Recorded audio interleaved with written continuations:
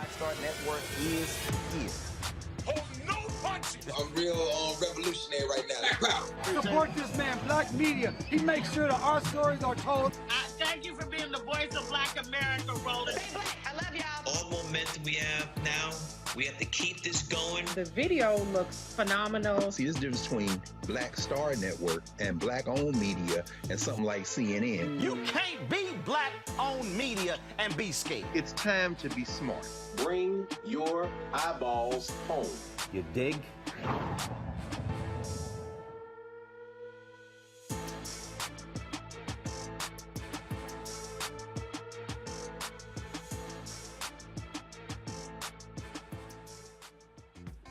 Today is Monday, March 7, 2022, coming up on Roland Martin Unfiltered on the Black Star Network. Congressman Hank Johnson sends a letter to the President Joe Biden saying do more to help Black-owned media when it comes to federal advertising dollars. We will talk with the Georgia Congressman in our Where's Our Money segment. Also, folks, we were in Selma yesterday for the 57th anniversary of Bloody Sunday, along with Vice President Kamala Harris. I have an exclusive interview with her. We'll also hear from those who spoke there as well about the fierce urgency of now when it comes to voting rights and freedom. A black woman in Texas has her leg broken by a cop for trespassing in an Oklahoma hotel. She was a registered guest. She and her attorney will join us on the show. Also, folks, on today's show, Fit Live Win segment, yoga with an African twist. It's time to bring the funk on Roland Martin Unfiltered, right here on the Black Star Network. Let's go. He's got it. Whatever the miss, he's on it. Whatever it is, he's got the scoop, the fact, the find. And when it breaks, he's right on time and it's rolling. Best believe he's knowing. Putting it down from sports to news to politics. With entertainment just for kicks, he's rolling. It's on go, roll, y'all. It's Roland Martin, yeah. Rolling with Roland now. He's funk, he's fresh, he's real, the best, you know he's Roland Martin now.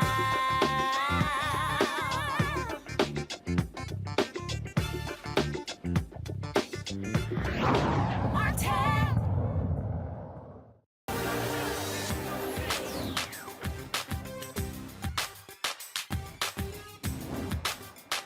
Been frozen out. Facing an extinction level event. We don't fight this fight right now, you're not going to have Black-owned media.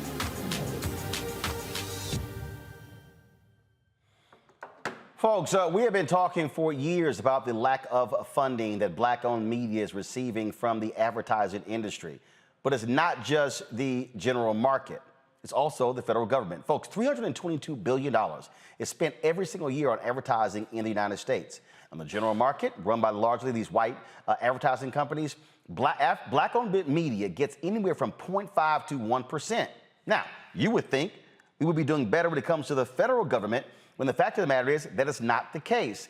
The General Accounting Office did a study at the behest of Congresswoman Eleanor Holmes Norton in 2018. It showed that over a 5-year period, $5 billion was spent by the federal government.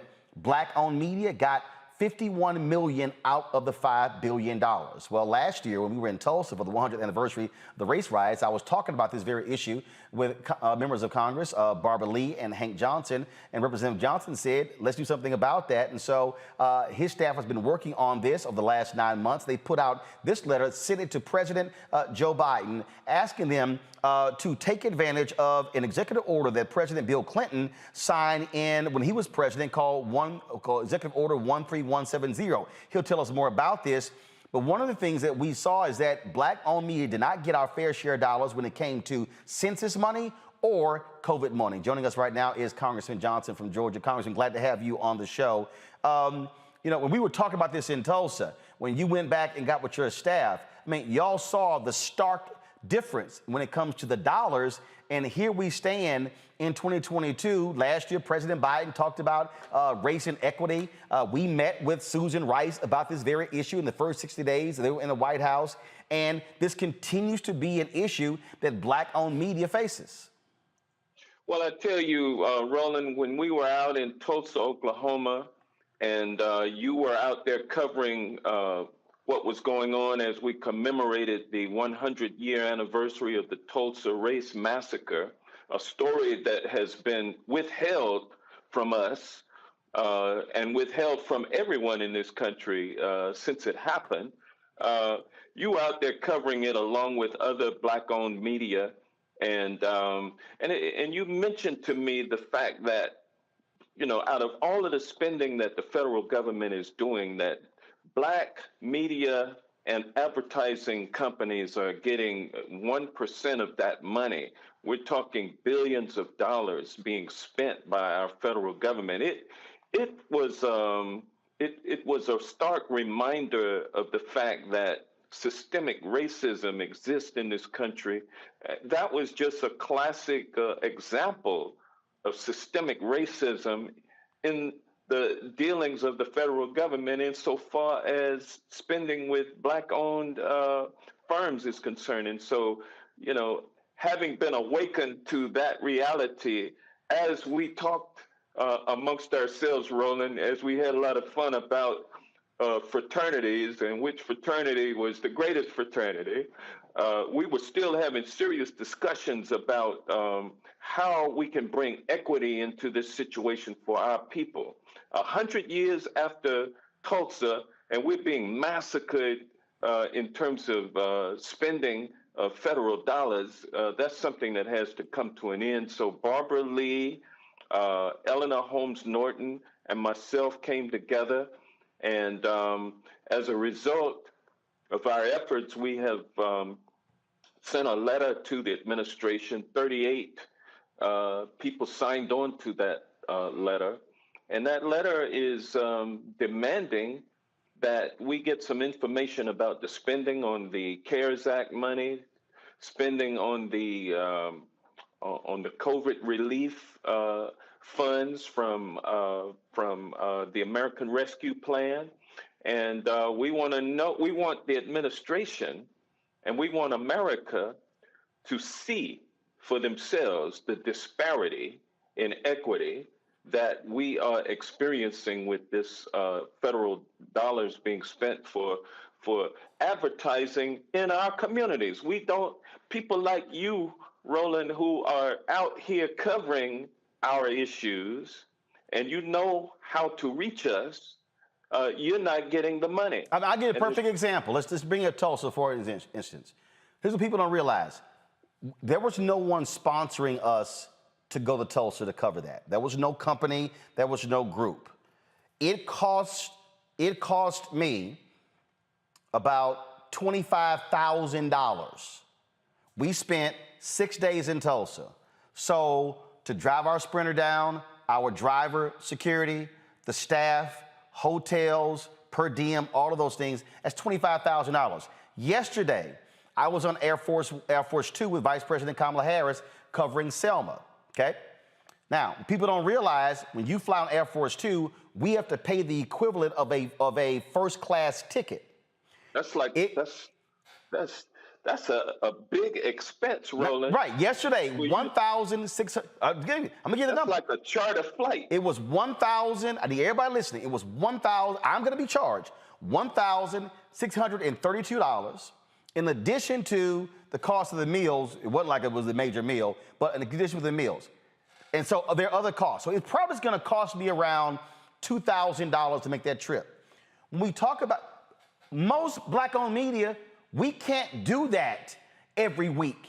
We can't do that. And so guess what happens? We don't cover it. Yesterday, not one major network, Congressman, covered the entire Selma event. Some people only carried her speech. On the Black Start Network, we covered the entire event, all 17 speeches, including the walk across the bridge. That's why when we get frozen out of the dollars, we can't cover this kind of stuff. And you know what, Roland, when people talk about the rise in crime and they're afraid of the black males and what is going on, nobody has any hope about the future. Well, the story that mainstream media tells us about ourselves teaches us to hate ourselves, to not value our own lives. And we don't get the story about what our forefathers have done. And so we don't get the images that you, as a Black man, would project to us, being the owner of a media outlet. And so when we snuff out the ability of people like you to cover us, then we end up with the kinds of results that we're seeing on the streets of this nation, across the nation. And so at the same time, Roland, if you were being adequately used as a source to get information out by the federal government, if you were able to get honest information out to people, you would be able to employ some of these Black men who are running around out here who don't have anything, Precisely. no hope about the future. Precisely. And so this is a holistic issue that we're dealing with. It is the epitome of systemic racism. And show me the money. That's what it's all about. And here's the deal, Congressman, and this is the thing here. It's not only show me specifically, because here's what they're doing. They're sending the money to Black targeted media. That's not Black owned.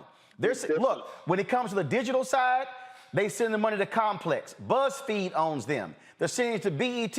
That's going to Viacom, CBS. They're sending it to white-owned media companies. And then, let me tell you what they did. We had Congressman Stephen Horsford on this show talking about the census money. He was over the census task force for the CBC. Young and Rubicam, who had the contract, told him point blank they were not taking out any census ads in any print publications with a circulation of 50,000 or less. That is 98% of all Black newspapers. And so they couldn't even get census dollars. Now, you should take out ads everywhere because you're trying to count everybody, but no, they didn't want to do it. I applied on their portal. 4 months, they totally ignored us. I had to call them out on the show. And so what we're seeing is we tried when it came to COVID money.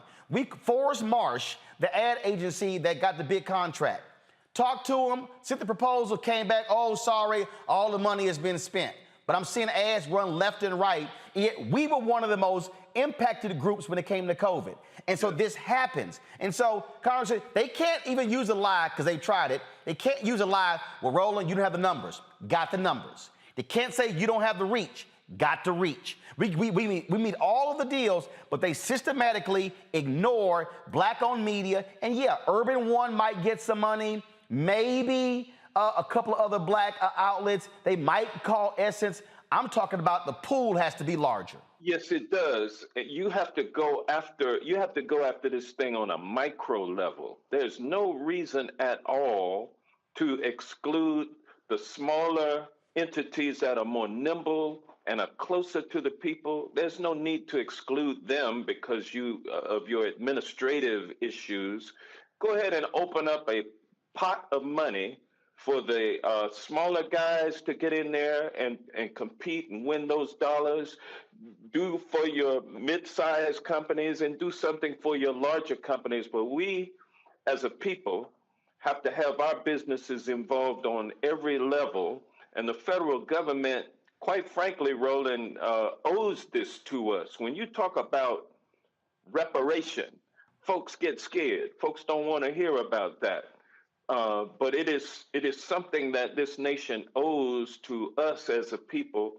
And the first thing that they have to do is to recognize the truth of our reality living in America today, with the vestiges of slavery and discrimination still at work in our lives 24/7 on a granular level. The majority community has to understand that, has to be confronted with that reality, and has to accept that reality. And the truth hurts, but you'll never have freedom and prosperity in this country for all unless you confront the truth. Yep.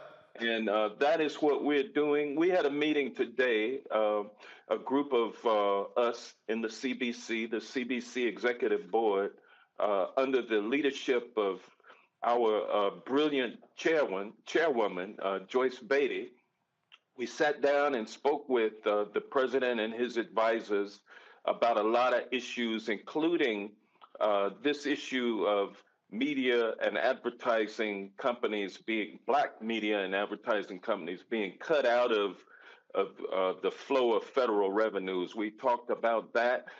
We talked about the president reinstating President Clinton's executive order that you referred to as Executive Order 13170, which mandated the inclusion of minority business enterprises. And when Republicans took office, they rescinded the executive order, only for it to be put back in place by President Obama and then rescinded again by Trump. And now it's time for President Biden to reinstate that executive order, but to actually go further, Roland, because we know all of the tricks that have been used historically to funnel money into the hands of the major firms and wink at them and say that you are required to spend this money with black-owned firms, and then what they do is spend it with white-owned firms that seemingly or supposedly are supposed to be getting the word out to the black firms and then to the black people, and then the message, Roland, doesn't get out because they don't know how to get to us. Precisely. They don't speak to us in the way that we like to be spoken to, and they don't give it to us in the ways that we like to have it. And so those are things, it's no secret. They just are used to doing business for the mainstream and don't really care to learn about how we receive our information. So therefore, we suffer and they suffer too, Roland, because we're all in the same boat together. Look, I know you have to go vote, but the reason I'm giving people numbers so they understand. To everybody who's watching and listening, there is not a single black-owned media company that has a correspondent that covers Congress. So when the CBC comes out of their weekly meeting on Wednesday and the media is out there, there is not a single person from black-owned media. At the White House, Ebony McMorris was with American Urban Radio Network. April Ryan works for Byron Allen's The Griot. That's it at the White House. And I said this to Congresswoman Joyce Beatty, and I said to numerous other members, with $1 billion being spent, imagine if black-owned media got 10% of the billion, that means that black-owned media would get $100 million. Let's say I got 2%. Let's say I got $2 million of the $100 million, okay?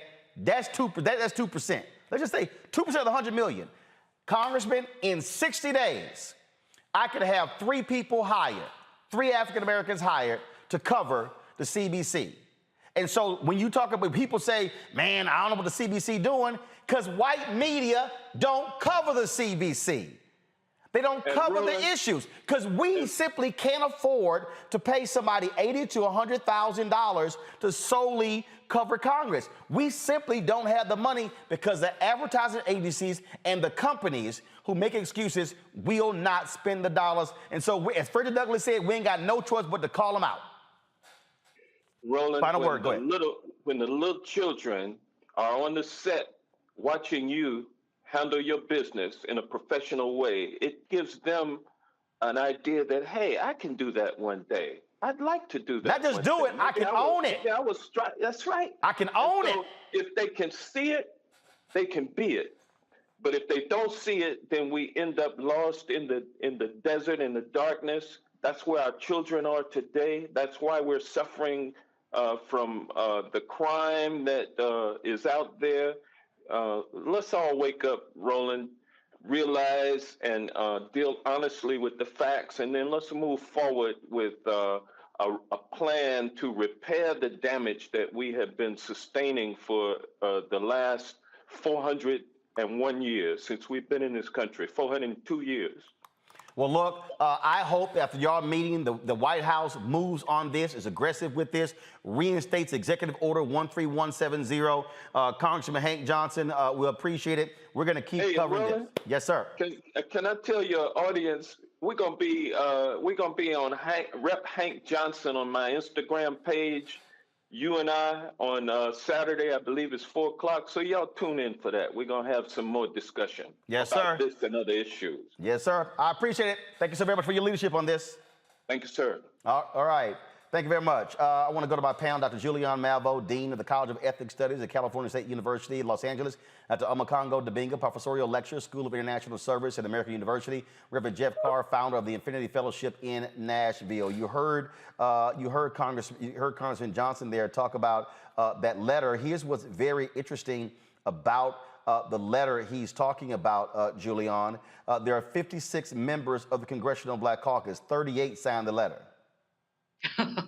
Now, again, what I want people to understand is that as we talk about this issue, as we talk about in terms of what's get covered, what doesn't get covered, Julian, you know, it comes down to the money. It's always the money in America. And as somebody who I have, and I need people to understand, because see, some of y'all listen to these old dumb, ignorant folk who call themselves new black media. I need people to understand who y'all listening to. The first time I got paid in media was a black newspaper, the Houston Defender. When the white newspaper in Austin and Fort Worth would not let me write columns, I then wrote columns for the Houston Defender. I then later became news director of KKDA Radio, which was a black targeted radio station in Dallas. Worked for the Dallas Examiner, black-owned newspaper. Ran the Dallas Weekly, black-owned newspaper. Ran the Houston Defender, black-owned newspaper. Went back to Dallas, ran Tom Jones' BlackAmericanWeb.com, black website.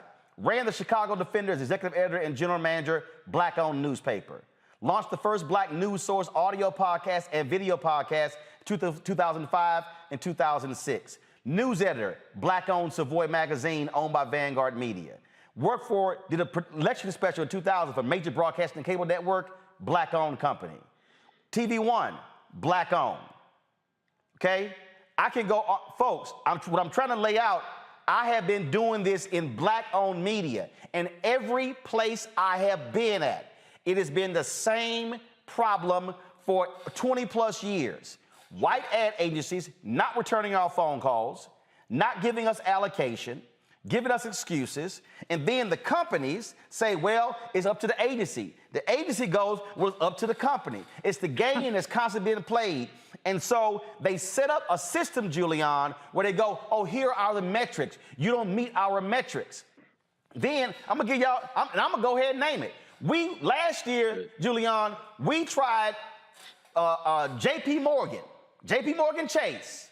I ain't got no problem calling names because I'm trying to show people how the game is being run on us.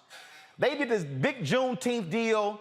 We'll be a part of the deal. Wasn't a lot of money. They came back and said, well, they turned you down because JP Morgan said, well, if his show's on YouTube, why don't we just buy the ads straight with YouTube?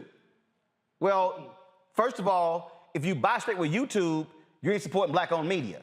Secondly, YouTube is not going to create content that's specific to black people. They're just going to run the ad. The agency came back to me and told me, you know, it'd be really better if you owned your own platform. Well, guess what? If you own the platform, they're going to say it's too small. So I launched Black Star Network in September. But guess what? We're almost at 40,000 downloads. They will tell me, audience too small. That's how they play the game, Julian. That's predatory capitalism and racism combined. You're absolutely right, Roland. First of all, let me commend you because you really have been there, as you said, as you outlined your career with black media. And, you know, I've been writing for the San Francisco Sun-Reporter since I could almost hold a pen. I mean, we've all had our experiences with black media, and we know what happens. There's some things they just can't do because they don't have the dollars. Many of us who write columns for the NMPA Black Press don't get paid. We write because we want to communicate. Hold up. Let me say it again. They writing for free. You're writing for free. Every week, free column. Absolutely. the economics, Congressman Johnson really had it right in the letter that he sent to President Biden is an important letter that I hope he pays attention to. I hope when you were chatting up Kamala on the private plane, the Air Force Two I plane. mentioned it to her. Yes, I did.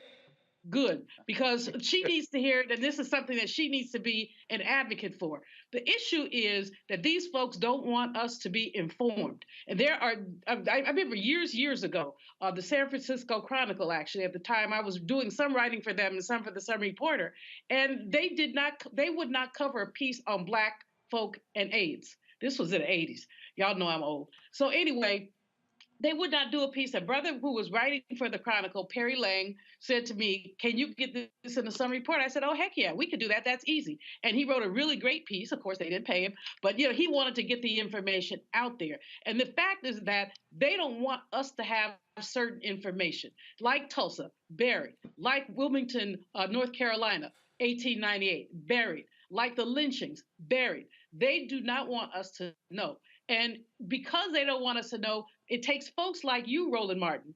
And I just shouted you out the other day because it takes folks like you to lift up the story.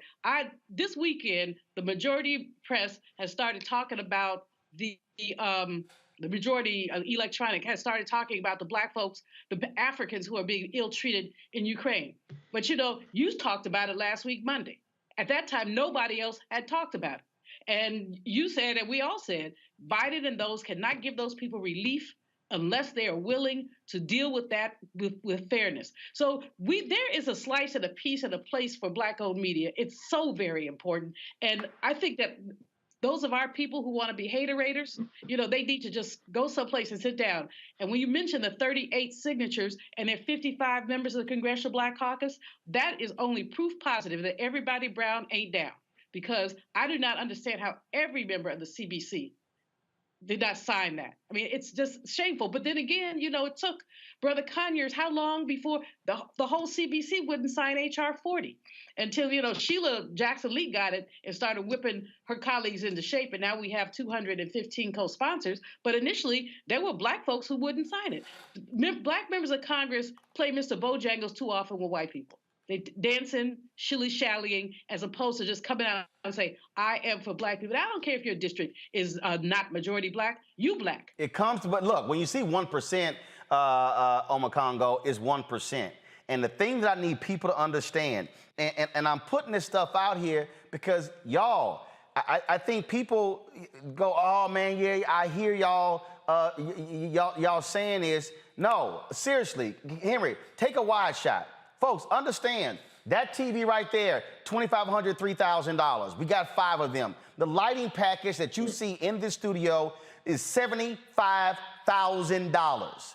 $75,000. Green screen, a couple of thousand. The artwork you're seeing in here, around $25,000. Those murals that you're seeing on these walls, those are almost $500 each. Folks, I'm going through. There are 10 robotic cameras that you're seeing right now. You're seeing me talk right now. Those robotic cameras are $3,000 each. There's a C300 that's sitting right here, okay, with the top of the line camera. The body alone is $9,000. Put in the lenses, it goes to $20,000. We have 5 of them. What I'm trying to lay out to y'all, because then I get these ignorant Negroes, "Oh, you always begging the white man for money." Guess what? Your ass eating their food. You buying their cars, you shopping at their stores. Why should there not be a return on investment when it comes to what we're getting? We are taxpayers. And if you're telling me that we pay taxes and $1 billion is being spent on advertising and 1% is coming to Black-owned media and I'm supposed to be happy and satisfied, damn that. And when we're buying their iPhones and Androids and Xboxes and PlayStations, and the list goes on.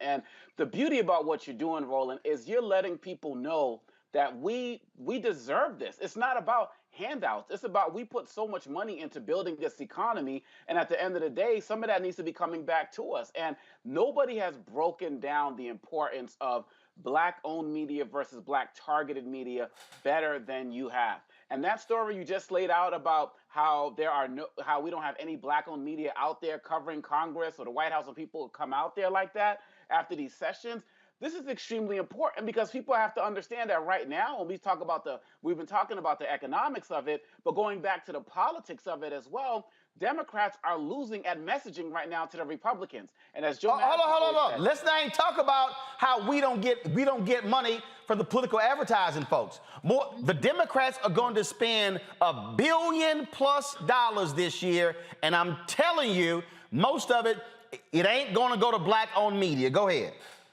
absolutely, and that's my point, right? You know, it's like when Joe Madison talks about when you see something in black-owned media, you know it's for you. And we know that Republicans are out there beating Democrats on messaging as it relates to getting to our community. And so if Democrats want to be serious about this is a no-brainer. You have to get out there and make sure you target the money towards us because we're going to get it where it needs to go. I'm so happy that you did the interview with Vice President Harris that we're going to see later. How often have we talked about that day after day, week after week? Come to us if you want to get the message out. These other guys who are targeting black media, they don't know how to get the messages out. And furthermore, Roland, they don't care about making sure they get the message out. Hold on. Let me just go ahead. Let me go ahead and say, Complex gets most of the digital money. Complex was not in Selma yesterday.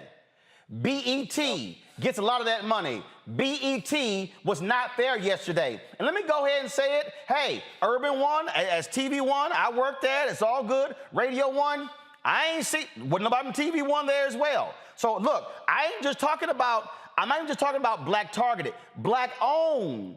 We gotta be present covering our stuff. And so here's what I need everybody to understand, Jeff. Look, I sent that letter from Johnson to all these other black-owned media people. And look, I have said to all of these people, we should be amplifying his letter, amplifying this story, and we do the same thing conservative media does, Jeff. When one of us does this, let's amplify each other. I ain't got no problem calling names. I sent this email to Londale. No, do not show email. Do not show that. Take it off. I don't want emails being shown. I'm going to read it.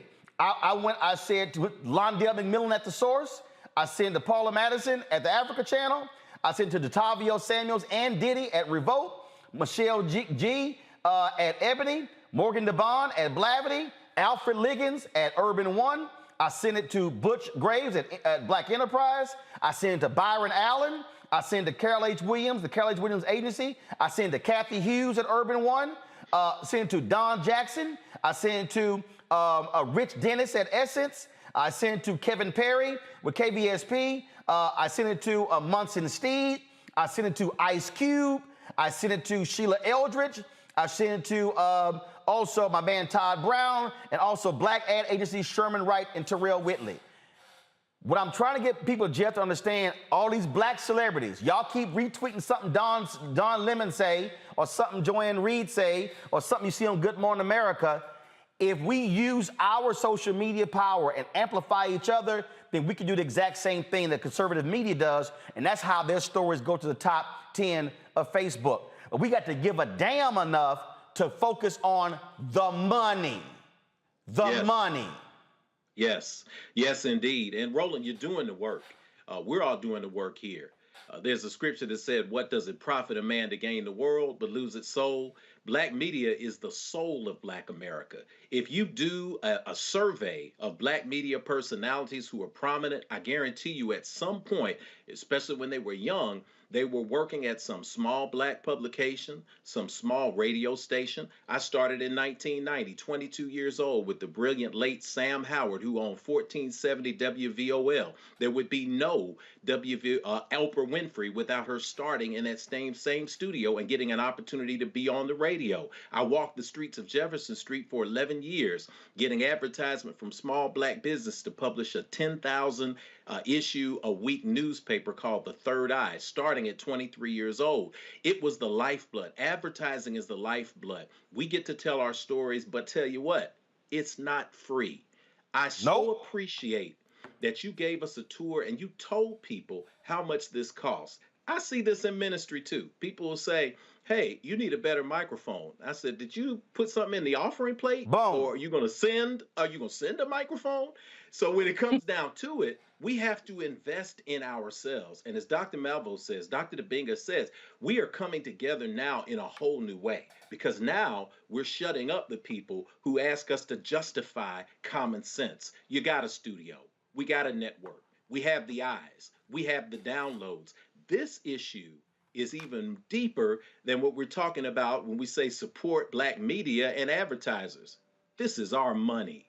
This is tax dollars we're talking about. Yep. We pay taxes. And when we pay taxes, we have a right to see ourselves and we have a right to benefit from those taxes. When you're talking about $5 billion, $51 million, it's just a drop in the bucket. And that's the federal government now. And that's the federal government. Annually, Just the federal the government. industry spends $322 billion a year. We get 0.5%. Listen, White House. How about it? White House is real simple.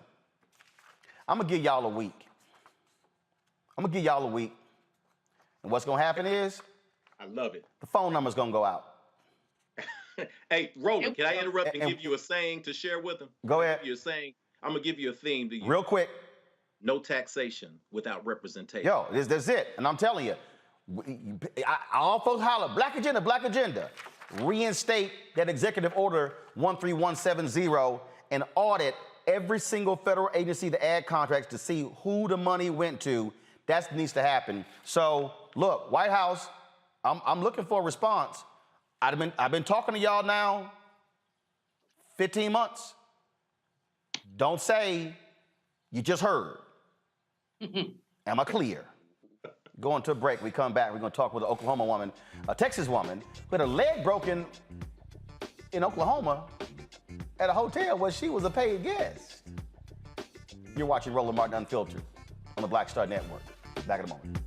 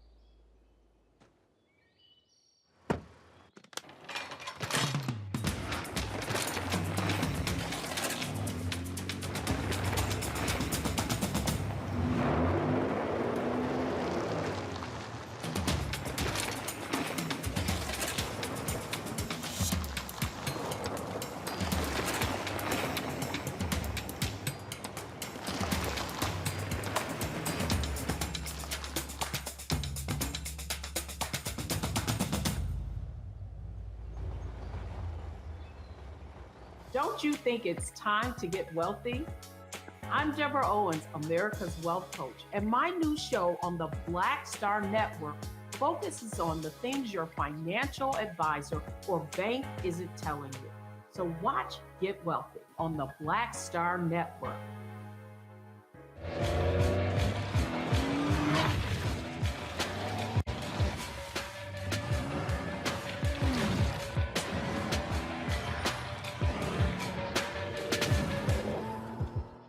Pull up a chair, take your seat. The Black Tape with me, Dr. Greg Carr, here on the Black Star Network. Every week, we'll take a deeper dive into the world we're living in. Join the conversation only on the Black Star Network.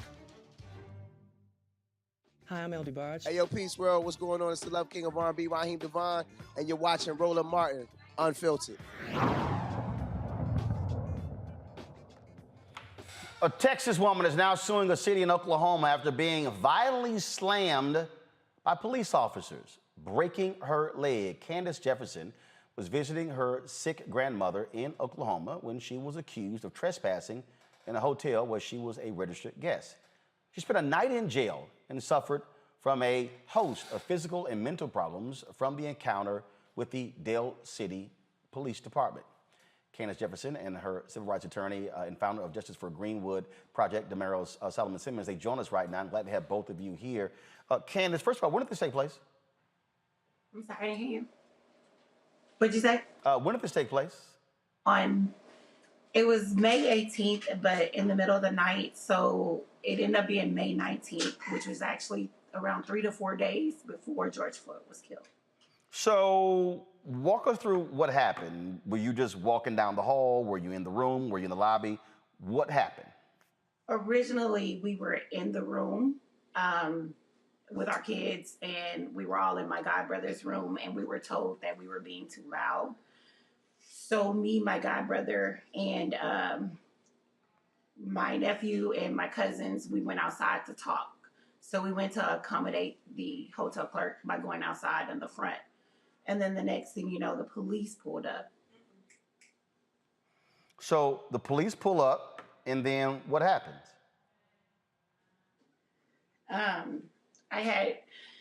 He was like, hey, you come here. And I asked him, was I being detained? He told me, no, I wasn't, but I had to get off the property. And so I did ask him 2 or 3 times first if I was being detained when he asked me to come here. He kept telling me no. So when I tried to leave to go get my kids because they were upstairs asleep, he told me I had to get off the property, and I said I would go get an attorney. Hold up, he told you to get off the property, but you got a room key. I did. Right. Did he bother to go to the front desk? No, and my kids were upstairs asleep. Damario, I'm trying to understand here because, okay, if you roll up and if you suspect someone of trespassing, I mean, isn't there a process? You might start with the front desk. Hey, first of all, was the cop just driving around, or did someone call?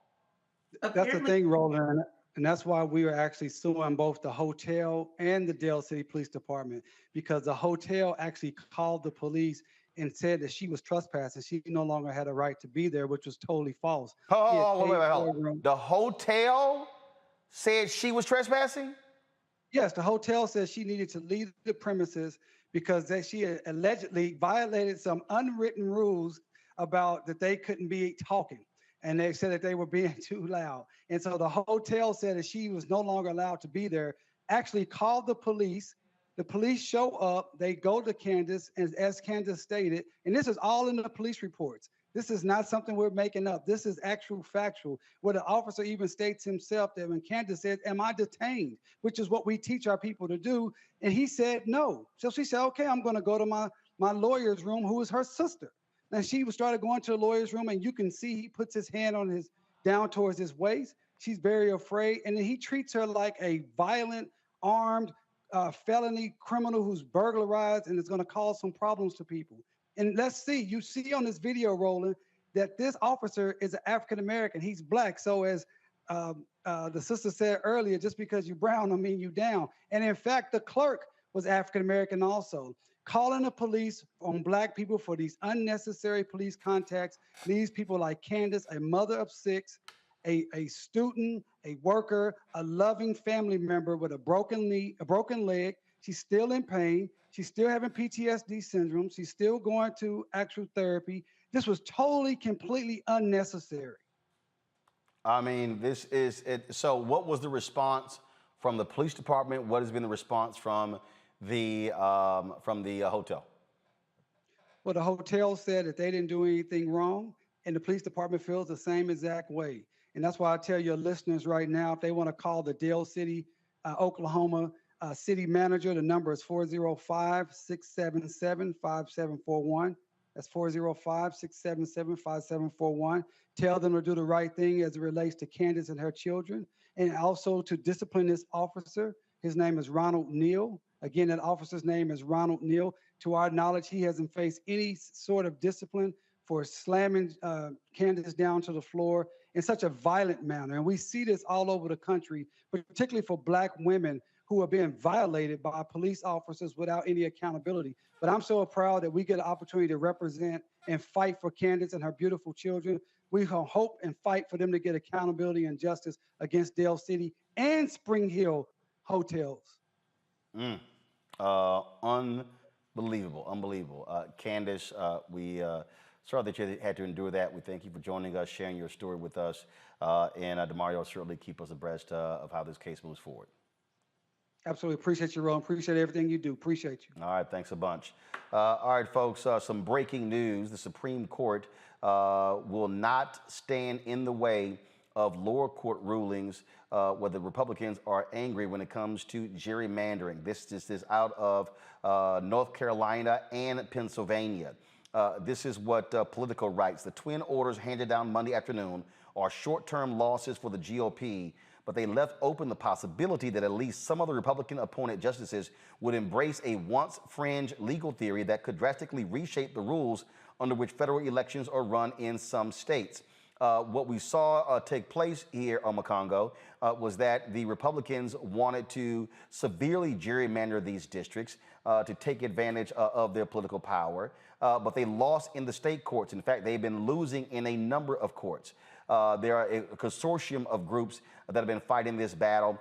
NAACP Legal Defense Fund, Lawyers Committee for Civil Rights Under Law, Mark Elias and his law firm, Black Voters Matter has been one of the parties as well. And they have been losing in Ohio, Pennsylvania, North Carolina. They've been losing in Kansas as well. And so what we are seeing, again, this is what happens when you actually fight. You don't give up. You fight against these sort of actions. And it's potentially, by them stopping Republicans from severely gerrymandering, Democrats could actually hold on to the U.S. House when it looked like the Republicans were going to gerrymander themselves into majority. Absolutely. And like you said, the fight is continuous. And when we talk about 57-year anniversary with Selma and the like, this is what we have been part of historically. Every single district, every single county, if we don't fight for it, we are going to lose it. We have to remember, and we saw this when the Voting Rights Act was gutted in 2013, that whatever we don't fight to maintain, we are going to lose. The Republicans only care about maintaining power in every way, shape, and form. And so we have to stay educated, we have to stay active, we have to stay out there in these streets, and we have to stay in these courts. That was one of the main reasons so many of us came out against Trump, was because we couldn't give him access to the Supreme Court, and he got 3 justices. And with all of that, we're still fighting. And this is also more reason why we need to not give up on getting the federal voting rights legislation passed, the John Lewis bill. We have to do this because they're never going to stop. And Eric Holder, like you said, NAACP Legal Defense Fund, they are not giving up, and they need our continued support. And we need to keep up in speaking against this. Not only it's important to get out there and protest and march, that's really important, but we got to keep fighting in the courts as well. Otherwise, it's all going to be for naught. So I commend all of the organizations that have been fighting on this, and I commend you, Roland, for keeping this in the forefront. Here's what's interesting here, Jeff, and people need to be very well aware. Justice Samuel Alito, actually, this is what the article says. He wrote that he found compelling Republicans' claim that the state courts have no business interfering in congressional redistricting. Okay, here's what's so crazy here. Congress can actually pass laws that deal with gerrymandering. Now, a couple of years ago, the Supreme Court ruled that they had no place in partisan gerrymandering.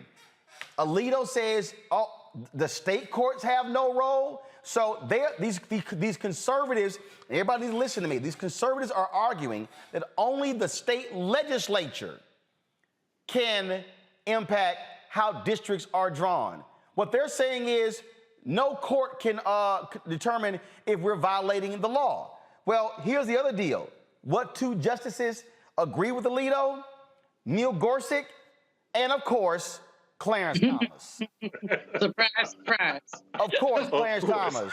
And so, yeah, if y'all even remotely think I support putting a statue of Clarence Thomas up in Georgia, hell no. Hell no. You might support putting a statue upside down in Georgia because that's where Clarence Thomas ends up voting most of the time.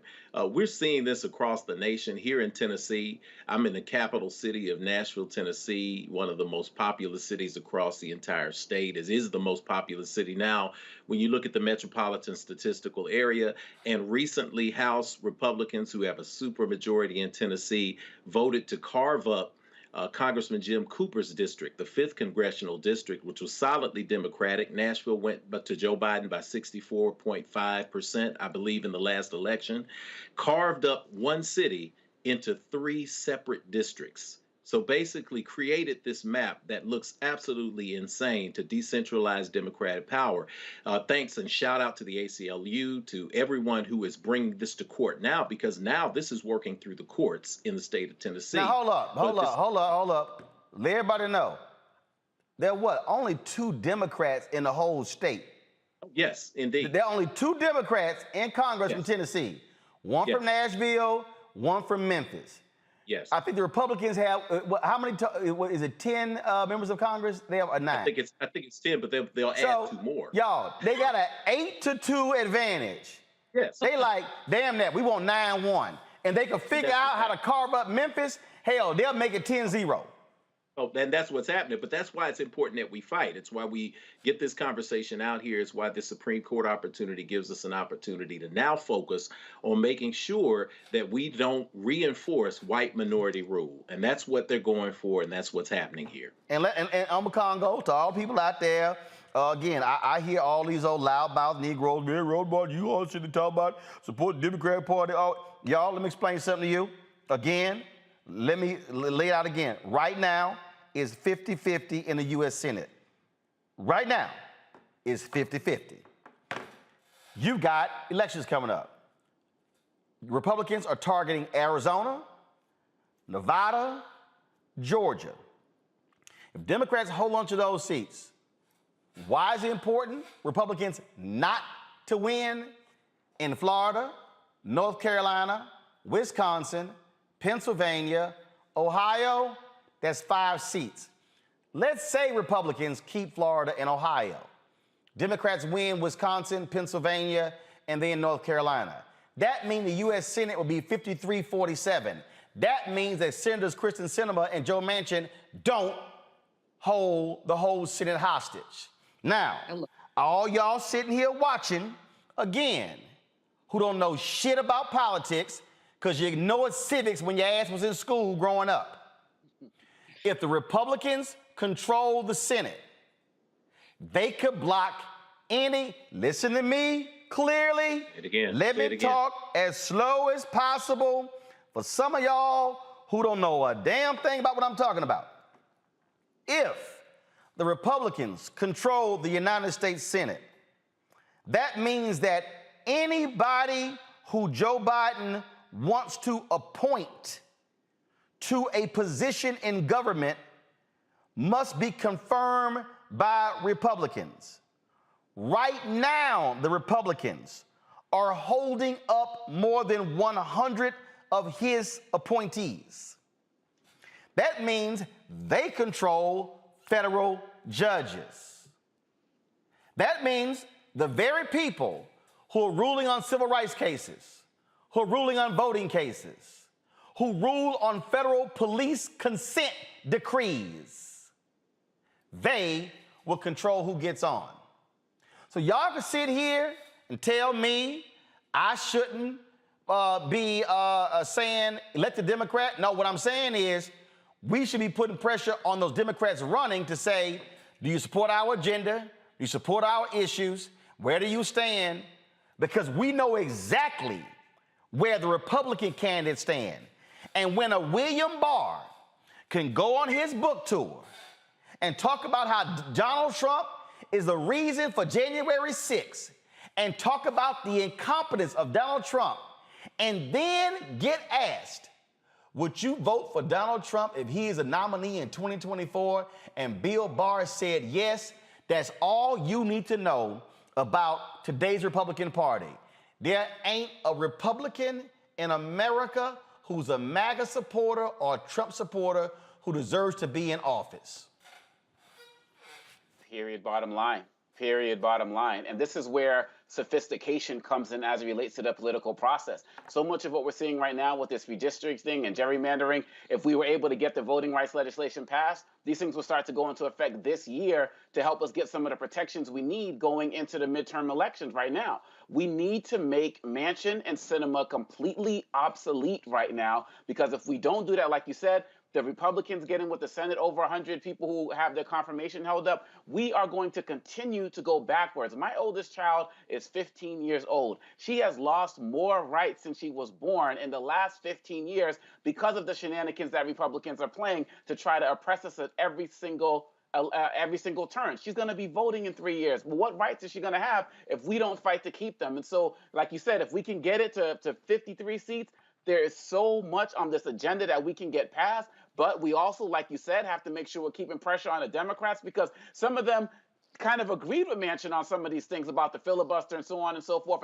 until we started calling him out on networks like this, and all of a sudden it's like, oh no, I support it, I'm good, I support. No, we got to keep the fire up, because just because you're Democrat, it doesn't mean that you're automatically going to support us. Right. We got to keep the fire to them as well, and we got to make sure that going into these midterms, we got a good chance, man. I hate when people say that, well, the opposing party generally wins the midterm. You're going to tell me after an insurrection, after all of the stuff that's going on with a twice impeached president and all of the ignorant things that they're doing in media right now with their misinformation campaigns and their anti-COVID policies and all of this, and critical race theory, quote unquote, banning, and the don't say gay bills and all of this, that they still have a shot to win at the end of the year?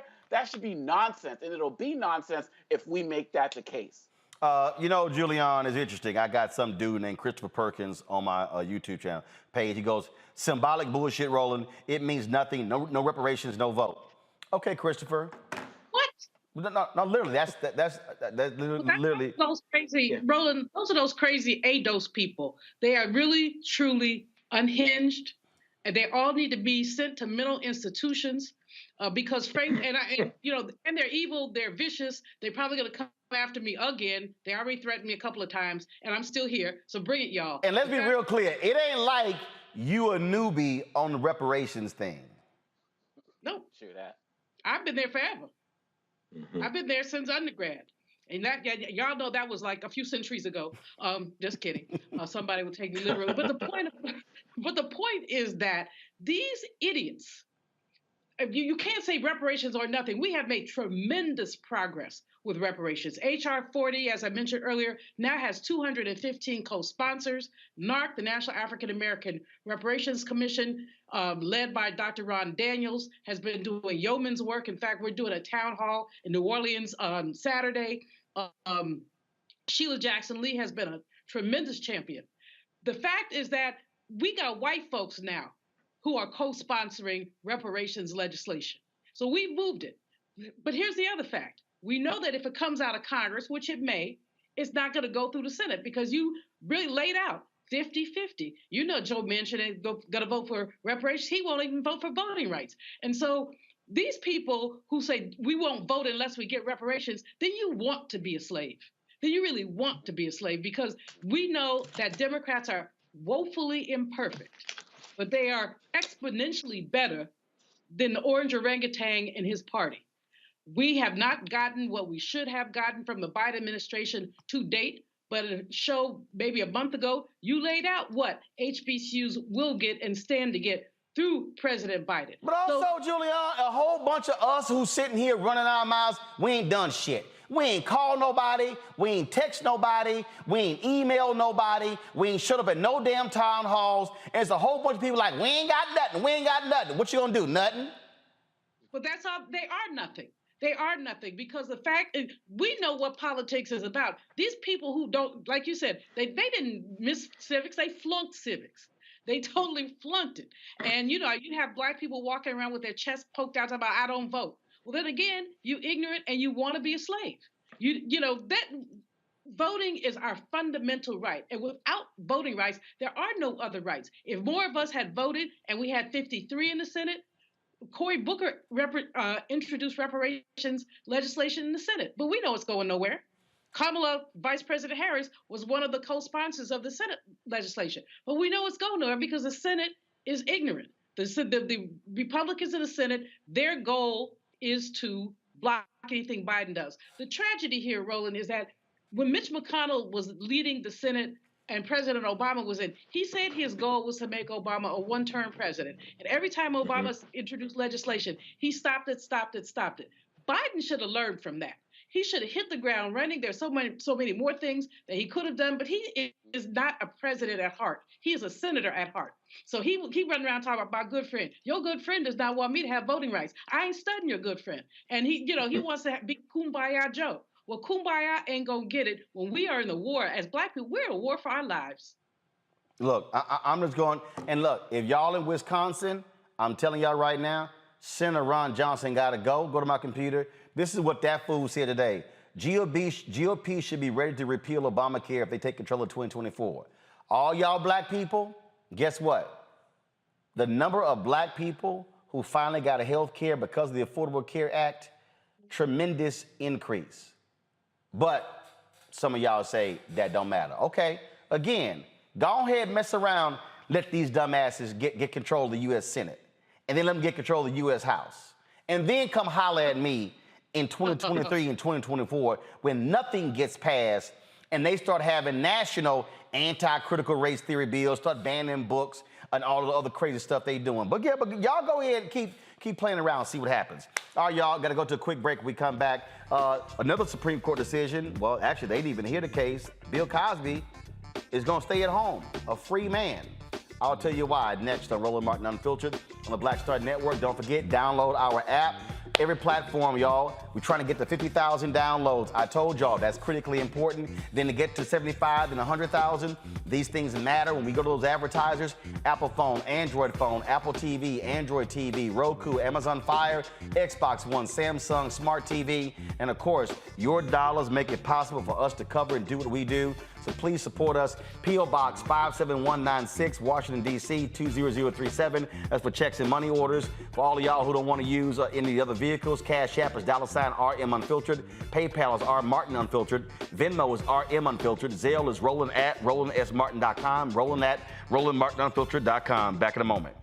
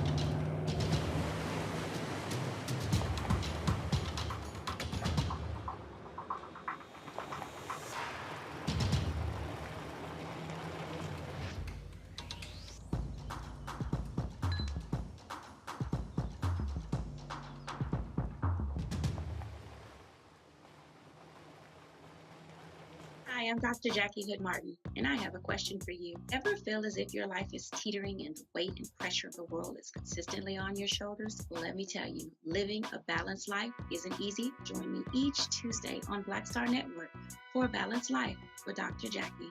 We'll laugh together, cry together, pull ourselves together, and cheer each other on. So join me for new shows each Tuesday on Black Star Network, A Balanced Life with Dr. Jackie.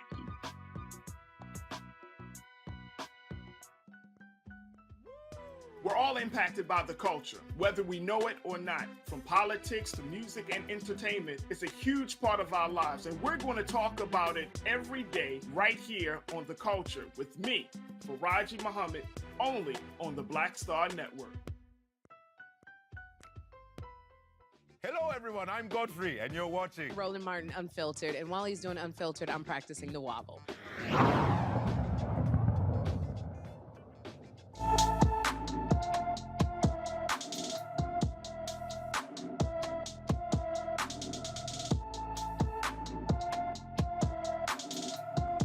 All right, folks, our black and missing, Karen Copeland disappeared from Glade Hill, Virginia on March 1st. The 16-year-old is 5'15" inches tall, weighs 190 pounds with black hair and black eyes. She has a scar above his, Karen has a scar above his right knee and, and his ears are pierced. Finding him is imperative. He requires medication. If you have seen Karan Copeland, you should call the Franklin County, Virginia Sheriff's Office at 540-483-3000, 540-483-3000. All right, folks, the U.S. Supreme Court has rejected a bid to reopen Bill Cosby's sexual assault prosecution.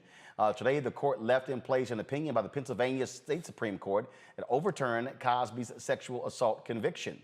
Cosby was convicted in 2018 for drugging and sexually assaulting a woman in his home in 2004 and was sentenced to 3 to 10 years in prison. He was released from prison in June of last year after the state Supreme Court overturned his conviction, ruling his due process rights were violated by the new DA reneging on a deal that was struck with the previous DA.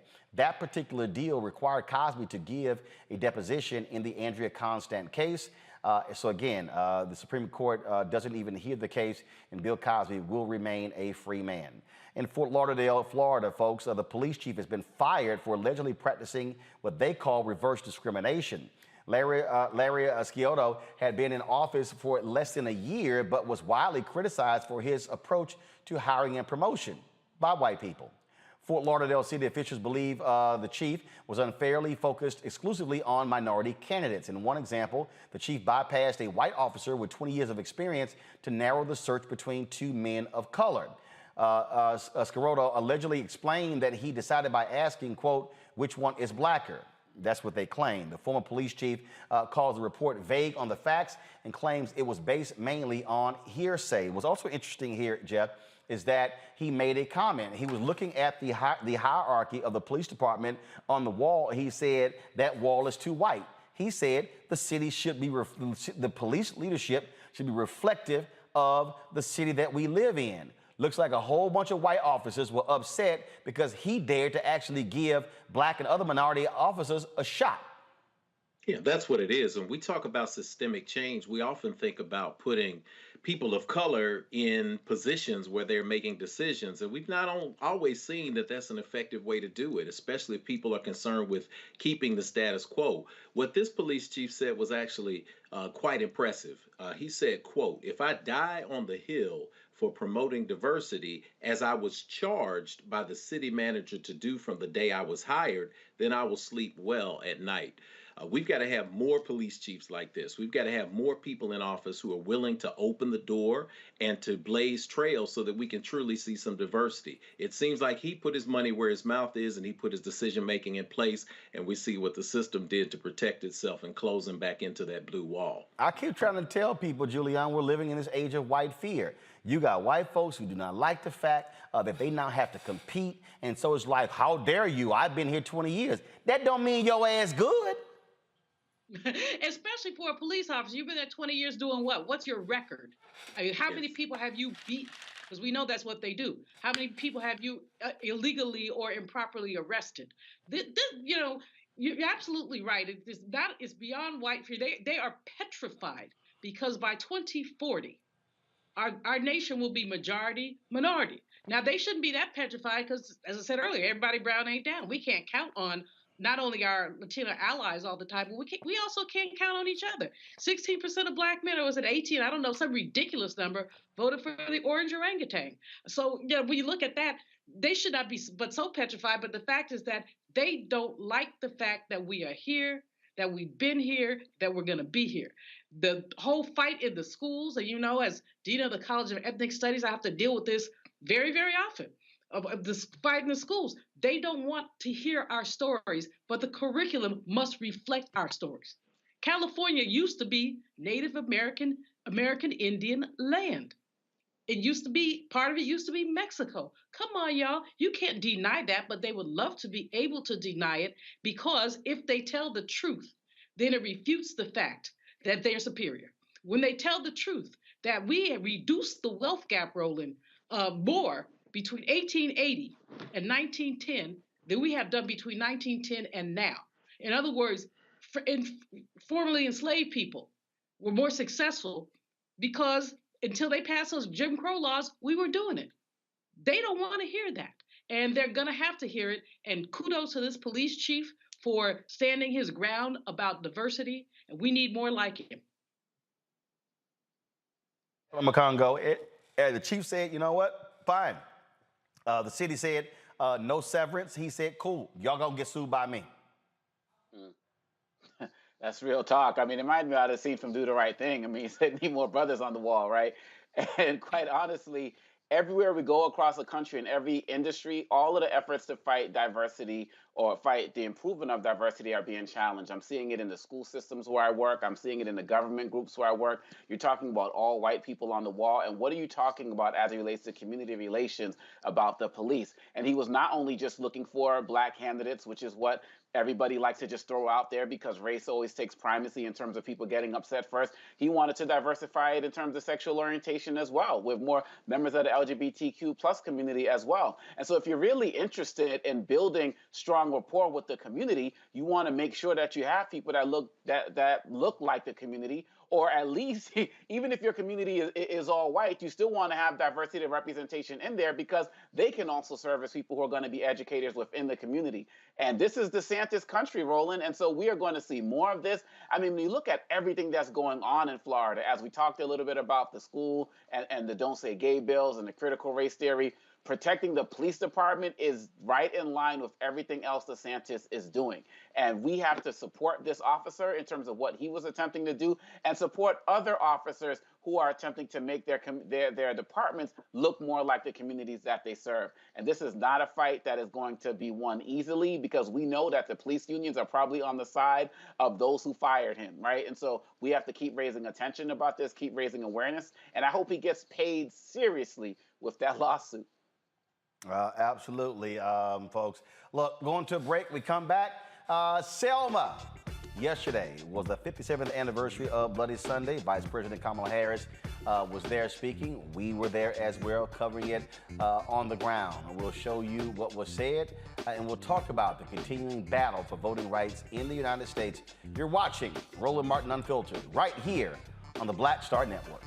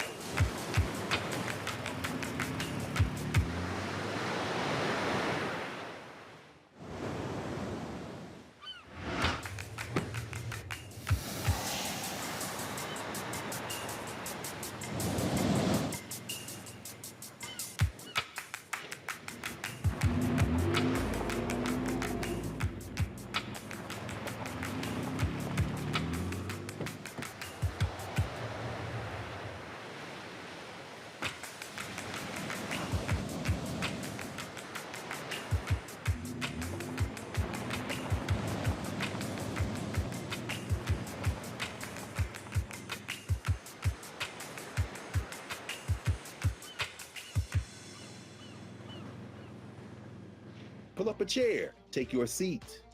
The Black Tape with me, Dr. Greg Carr, here on the Black Star Network. Every week, we'll take a deeper dive into the world we're living in. Join the conversation only on the Black Star Network.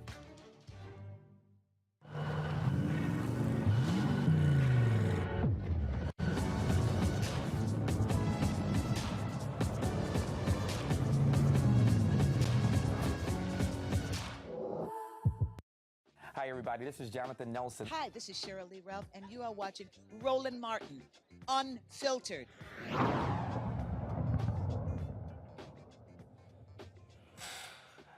All right, folks, yesterday in Selma was the 57th anniversary of Bloody Sunday. You might recall in 1965. It was the battle for voting rights in this country. And it was the death of Jimmy Lee Jackson that sparked that, where people, where he was shot and killed by state troopers there. People then began to protest, and then that marked what took place on the anniversary yesterday of Bloody Sunday, where they crossed that bridge. And they were viciously attacked by white racist state troopers there in Alabama. What resulted in that was a massive call for people all across the country. Thousands came to Selma, and then that led to the historic Selma to Montgomery March that ended with Dr. King speaking on the courthouse steps, his famous "How long, not long" speech. And every year, folks, there at the Edmund Pettus Bridge, named after a white racist KKK leader, there's a reenactment of the crossing of that bridge. It takes place. It is one of the places where people go. This is a video shot yesterday there. Thousands of people were there. It was a very warm day there. You can turn some of the audio up some, please. It was a very warm day. You had, of course, a number of people actually had to be tended to by EMT because of the warm weather, but we had an opportunity to see so many people who were out there. Like I say, every single year they have events there. And of course, they have this.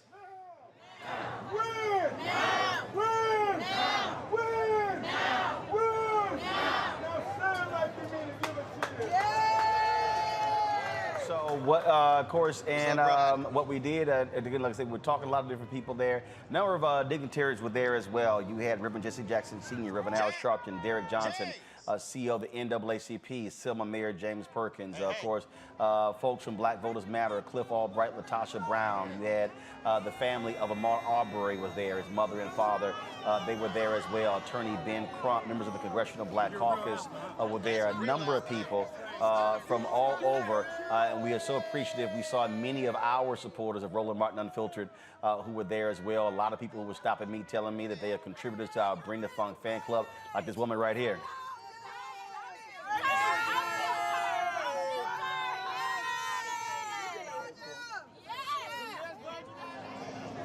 Also, folks, there were the foot soldiers. On that day, on Bloody Sunday, some 600 people crossed that initial march, and a number of them are still alive. They were, of course, there, some of them in their wheelchairs. Freedom Singers, the SNCC Freedom Singers, they were also there as well. Got a chance to see some of them there. Folks, the big attraction was Vice President Kamala Harris, who spoke to the crowd. Before she spoke, I had an opportunity to catch up with her backstage. Here is that exclusive interview with the Vice President of the United States.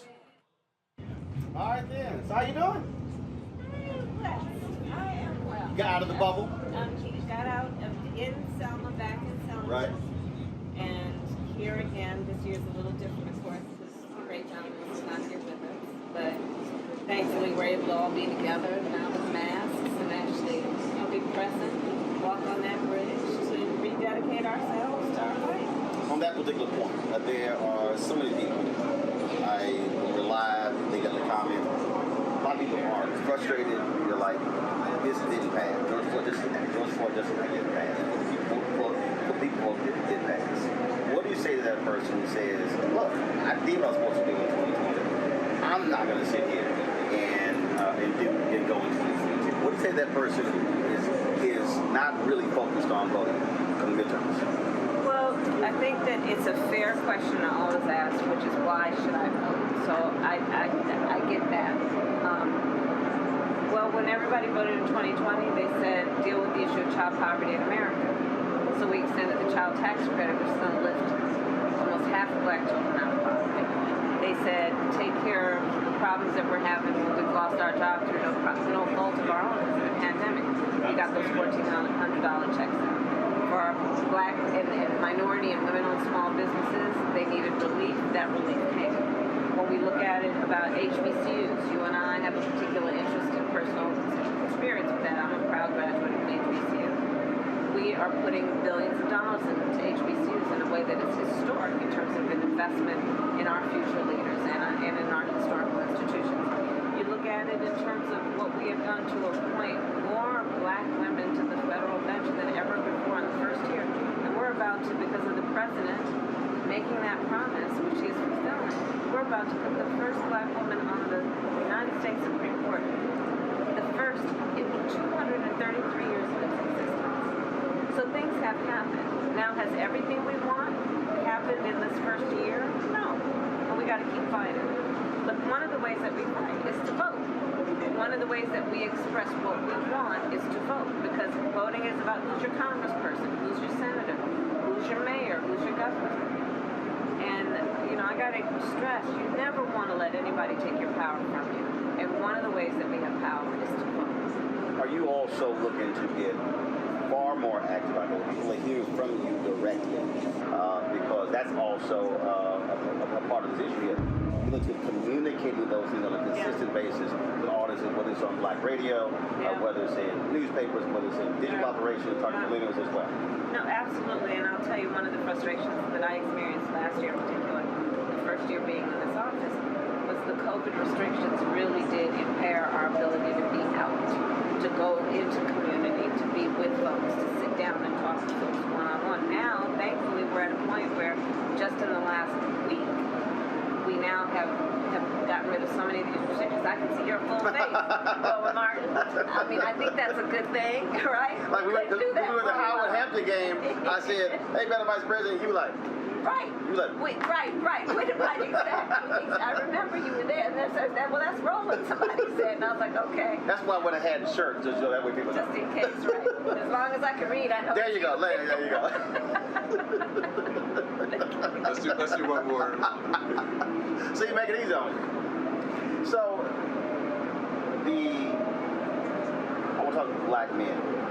Black women obviously were extremely active in 2020. But there have been an increasing number of black men who are walking away from voting for Democrats. What do you say to brothers out there who say, I don't hear Democrats speaking to me, I don't hear Republicans speaking to me, I'm just going to walk out of this process? So, one of the things that I know is that black men feel strongly and deeply about their ability to create, to build, and that they have the ambition but not always access to capital, money, investment in what they're thinking of doing. One of the areas of focus for me has been, even when I was in the Senate, it continues to be putting, I worked on getting $12 billion into our community banks, which are about giving access to capital for black-owned businesses to start and to grow. Like we've been fighting the black-owned media advertising piece. I know exactly. We've been battling that. It's a big deal. It's a big deal because I've talked to many black men who want to start. They have a creative idea. They have a thought. They are entrepreneurs, and then go to a traditional bank, and they're told this word, you're unbankable. But that's not the case in the community banks. But we want to deepen the assets that community banks have to be able to do that because those banks are in the community. They understand the culture. They understand the fabric of the community, what the community wants. The other piece is what we've done with the bipartisan infrastructure, right? That's about creating jobs that are good-paying jobs, union jobs, that are about carpenters and electricians and people who are trained with science and with engineering and math, those kinds of things. It's about making sure that people have access to the things that allow them to not only survive, but to thrive and to grow. And so those are some of the areas of focus. It's about HBCUs, and it's about criminal justice and what we need to do. We weren't able to get the bill passed in the Senate, the George Floyd Justice and Policing Act that I helped write. But what we are doing is through the Department of Justice, stopping carotid holes, choke holes, requiring cameras for federal law enforcement. But we still have a lot more work to do. Right. But the thing that I want to make sure of is that none of us take ourselves outside of having the power to make things happen. And one of the ways to make things happen is to vote. And I never want to see a day, and I want to do everything that I can to encourage and remind folks that among the many powers you have is the power to vote. When you vote, things happen, and we do see change. It may not happen as quickly as we want, but we do see change. All right, and President, we appreciate it. All right, Thanks a bunch. Roland. We'll see you. I'll see you later. Indeed. There were, of course, a number of people who also spoke yesterday. And so here's a roundup of some of their presentations. I want to remind us, there's nothing that has been brought into the physical world that was not first envisioned. Nothing. And so if we are to create a world that is free of racism, if we are to create a world that all human beings fit valued and respected, I didn't say you had to like them, but to feel valued and respected, it is going to take us to have the courage to have a vision to radically reimagine America and see the kind of nation that we desire and we deserve. Selma was about a movement, and the first mass meeting was in 1963, 2 years ever before the Edmunds-Pettus Bridge. May of 1963, 3 or 4 months before the March on Washington. Miss Boynton and others. And then after they left here, many members of the delegation at the Emmett Pettit Bridge, they also joined the Poor People's Campaign. Amelia Boynton was at Resurrection City with poor people, and you too. She said, me too. They wanted me to tell you that Selma is not about us a day, it's about a declaration. And the declaration is, our deadline is victory. No, what the Democrats say is not our deadline. What the Senate chair says is our deadline. When it comes to our voting rights, when it comes to living wage, when it comes to health care, when it comes to protecting the environment, our deadline always has and always will be victory. We don't stop until we win. I used to come here with Reverend James Orange when I was a student at Clark College, now Clark Atlanta University. We would come to Selma when the cameras weren't here. Every year. My sister Deborah Scott is here from Clark Atlanta. And we'd walk that Emmett Pettit Bridge and SCLC, Reverend Dr. Joseph Lowry and Mrs. Lowry, and Bernice and Martin and Andrea. We'd walk when there wasn't no cameras. I'm going to say it again. We'd walk that bridge that we're going to do today. Why? Because our freedom to vote has never really been the freedom to vote. One of my mentors, Corey Berry, would say, they're just loaning it to us, y'all. Because every 25 years, we have to go through reauthorization to enforce it. So I see all these young people out here today, and it warms my heart, because I've been coming out here since decades now. And the bottom line is what's happening in this United States of America had happened to our predecessors who walked this bridge. John Lewis, Amelia Boynton, the names that you've heard of. So today, we're here to walk that bridge. And why are we here? Why are we here? Because we want our right to what? We want our freedom to what? We want our right to what? We want our freedom to what? Last thing I'm going to say is when I think about the fact that we have our first black woman, South Asian woman, vice president, give her a hand for showing up. 2 years ago, I was here on the other side of that bridge with now President Biden, and we weren't sure what was going to happen. But at the end of the day, we are not going to let them steal our vote, are we? So what are we going to do? What are we going to do? What are we going to do? Stand up. Stand up. Stand up, Lee Sanders. Stand up. If we lose democracy in America, we lose all over the world. So we fight for democracy in Ukraine, we fight for democracy in the south of our own country. I want high school students to listen to the high school students. I want every high school senior to come across the stage in May and June, the diploma in one hand, the voter card in the other. Chicago, running a mayor, Lightfoot again, and in that city, 25,000 high school seniors who graduate. Diploma in one hand, voter card in the other. 160,000 junior college students. Everywhere you are in America today, make sure your high school seniors register and vote. High school diploma should be about part of the ritual. High school diploma and voter card. And what do you have to offer them? Well, if you register and vote, you can serve on juries. You have access to college. We fight for free access to junior colleges, community colleges around the country. We win the Senate, we get that bill through. We cannot out-organize all of these repressive laws that they are passing. But we can overcome them if we have a movement. That's why when we leave here today, we will do the first 3.5 miles of the Selma to Montgomery March. And then each day, they'll do 10 or 11 miles, and then on Friday they'll do another 4 or 5 miles.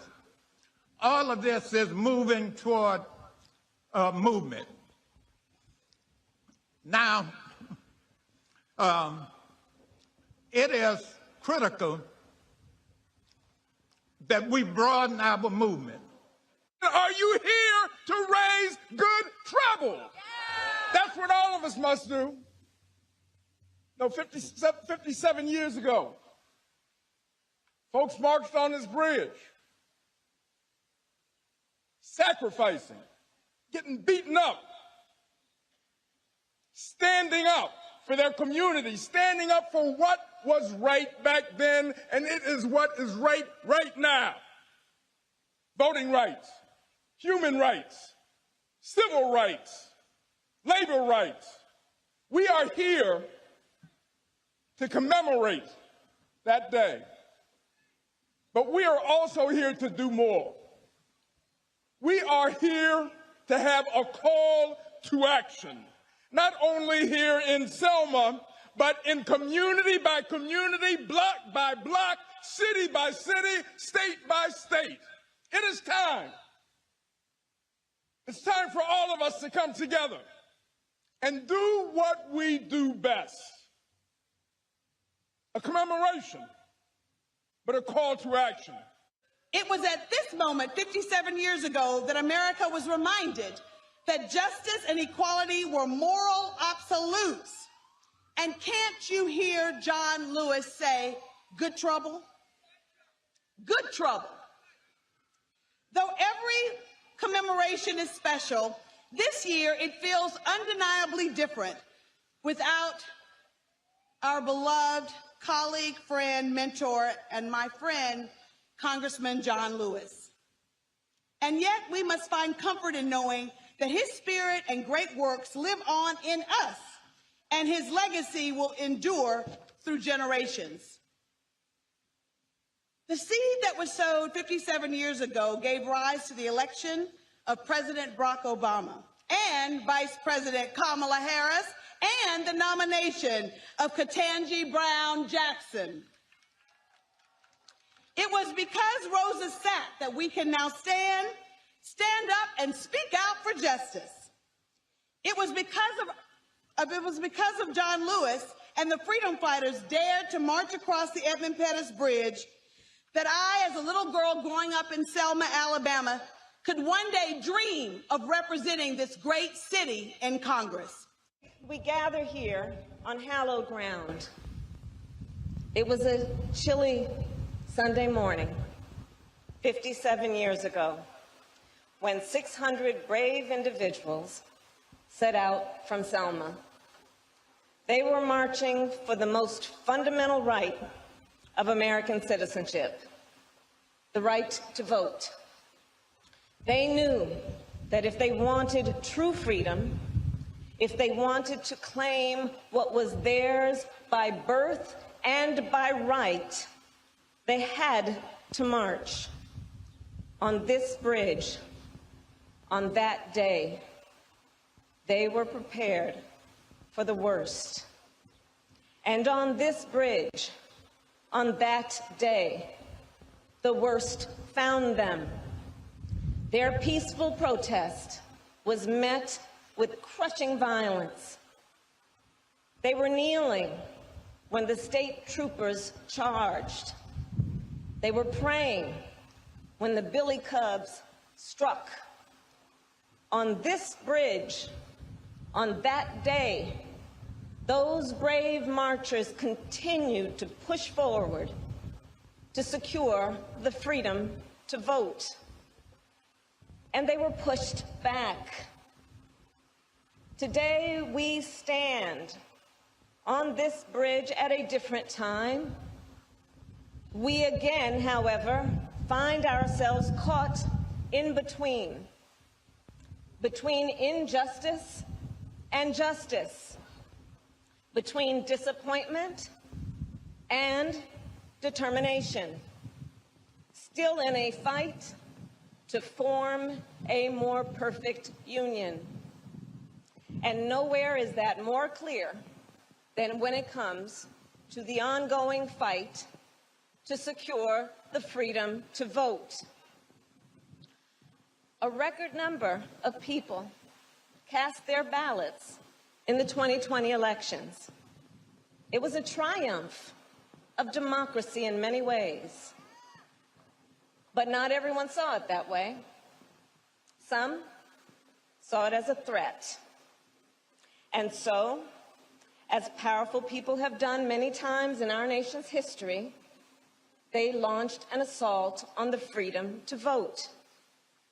Across the country, states passed anti-voting laws, laws that ban drop boxes and restrict early voting, laws that make it illegal to give food and water to voters who are standing and waiting in line, laws that, put simply, make it much more difficult for people to vote with an expectation that then we will not vote, undemocratic laws, un-American laws.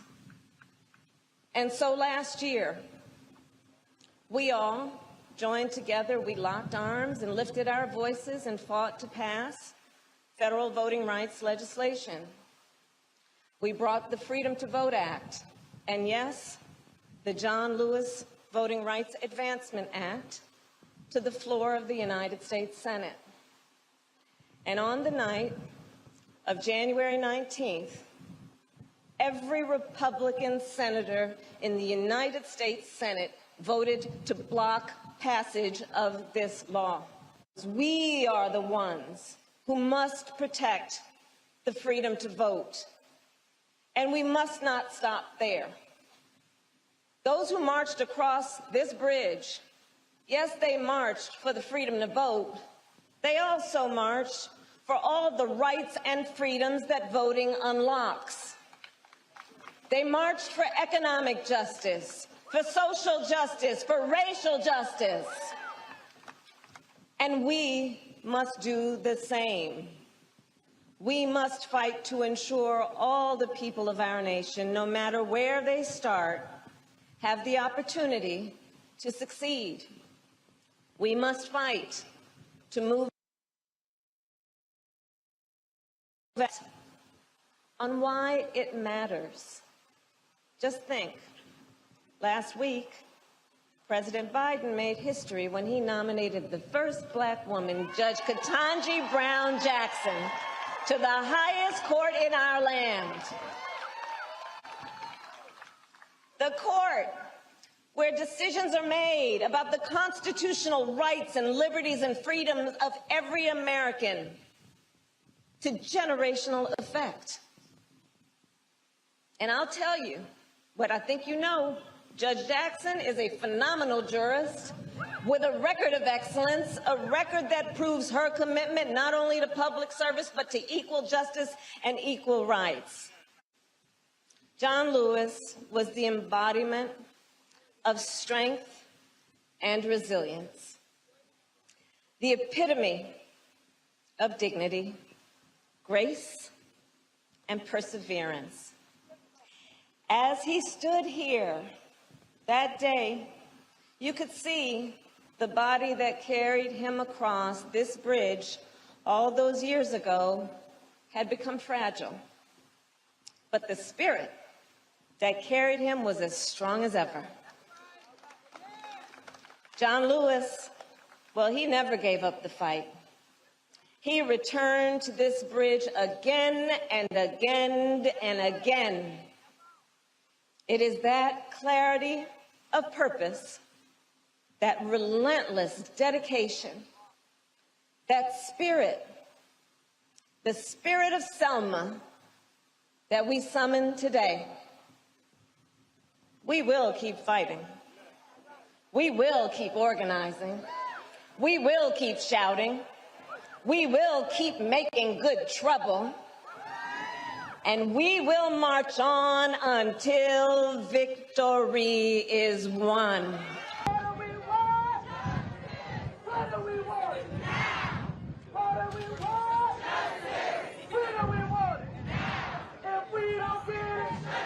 If we don't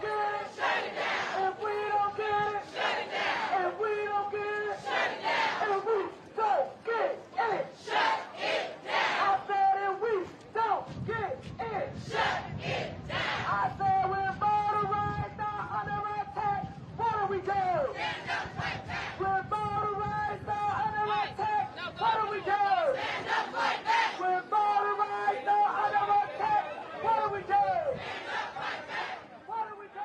You know, Jeff Carr, as we continue to roll this video here, it's very interesting when I look at some folks who comment on social media, some of the other platforms, and they say, "Oh, this is a photo op. This is a waste of time."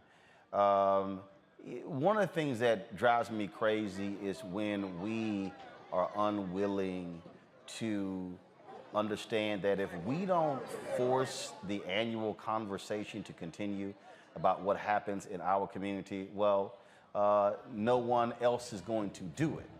That's why we go to Selma every year. That's why we focus on what happens there. That's why we cover it, because, again, if we aren't telling the story, who the hell will? Rituals are important. People's memory is important. History is important. It defines who we are. It gives us pride. And it doesn't have anything to do with any made-up notion of reverse racism or anything like that. The great August Wilson once said that the greatest path to universality is cultural specificity. So in other words, if you tell your story and you tell it right, it will inspire the humanity in people no matter what their shade or ethnicity or gender or orientation. When you think about what happened 57 years ago on this day, Jose Williams, Ashe, the great ancestor, John Lewis, Ashe, the great ancestor, knelt in a church with 600 people, said a prayer, and then began to cross that bridge. They faced 150 state troopers, sheriff's deputies, and even self-appointed people who called themselves the posse. And we saw the results of that resulted in a 54-mile, 3-day march for freedom that inspired so many people around the You world. can switch also to my put their money where their computer mouth if you was. want. So when we talk about remembering these things, I think about what it's like to stare down police. 32 years ago this week, I was student government president at Tennessee State University, and we had to empty a building out 2 by 2 like it was the 1960s. 150 policemen stood there in riot gear. And at 21 years old, it was the most terrifying sight I had ever seen. In the middle of that movement, John Lewis sent word. In the middle of that movement, Reverend C.T. Vivian showed up and sat on the floor as we were hunger striking. Diane Nash showed up, and they told the next generation, keep going, because this is what we did 30 years ago. This generational passing down of this wisdom is inspirational. Is voting enough? No. We've got to vote as a foundation, but we also have to build institutions. We also have to stand up and speak out, and we also have to pass this memory down so that people never forget what we've actually been through and what the sacrifice of the elders and ancestors were. There were some people who literally were on our feed yesterday asking, what is Bloody Sunday? That's why we can't just go, oh, okay, that thing happened, so it's really no big deal.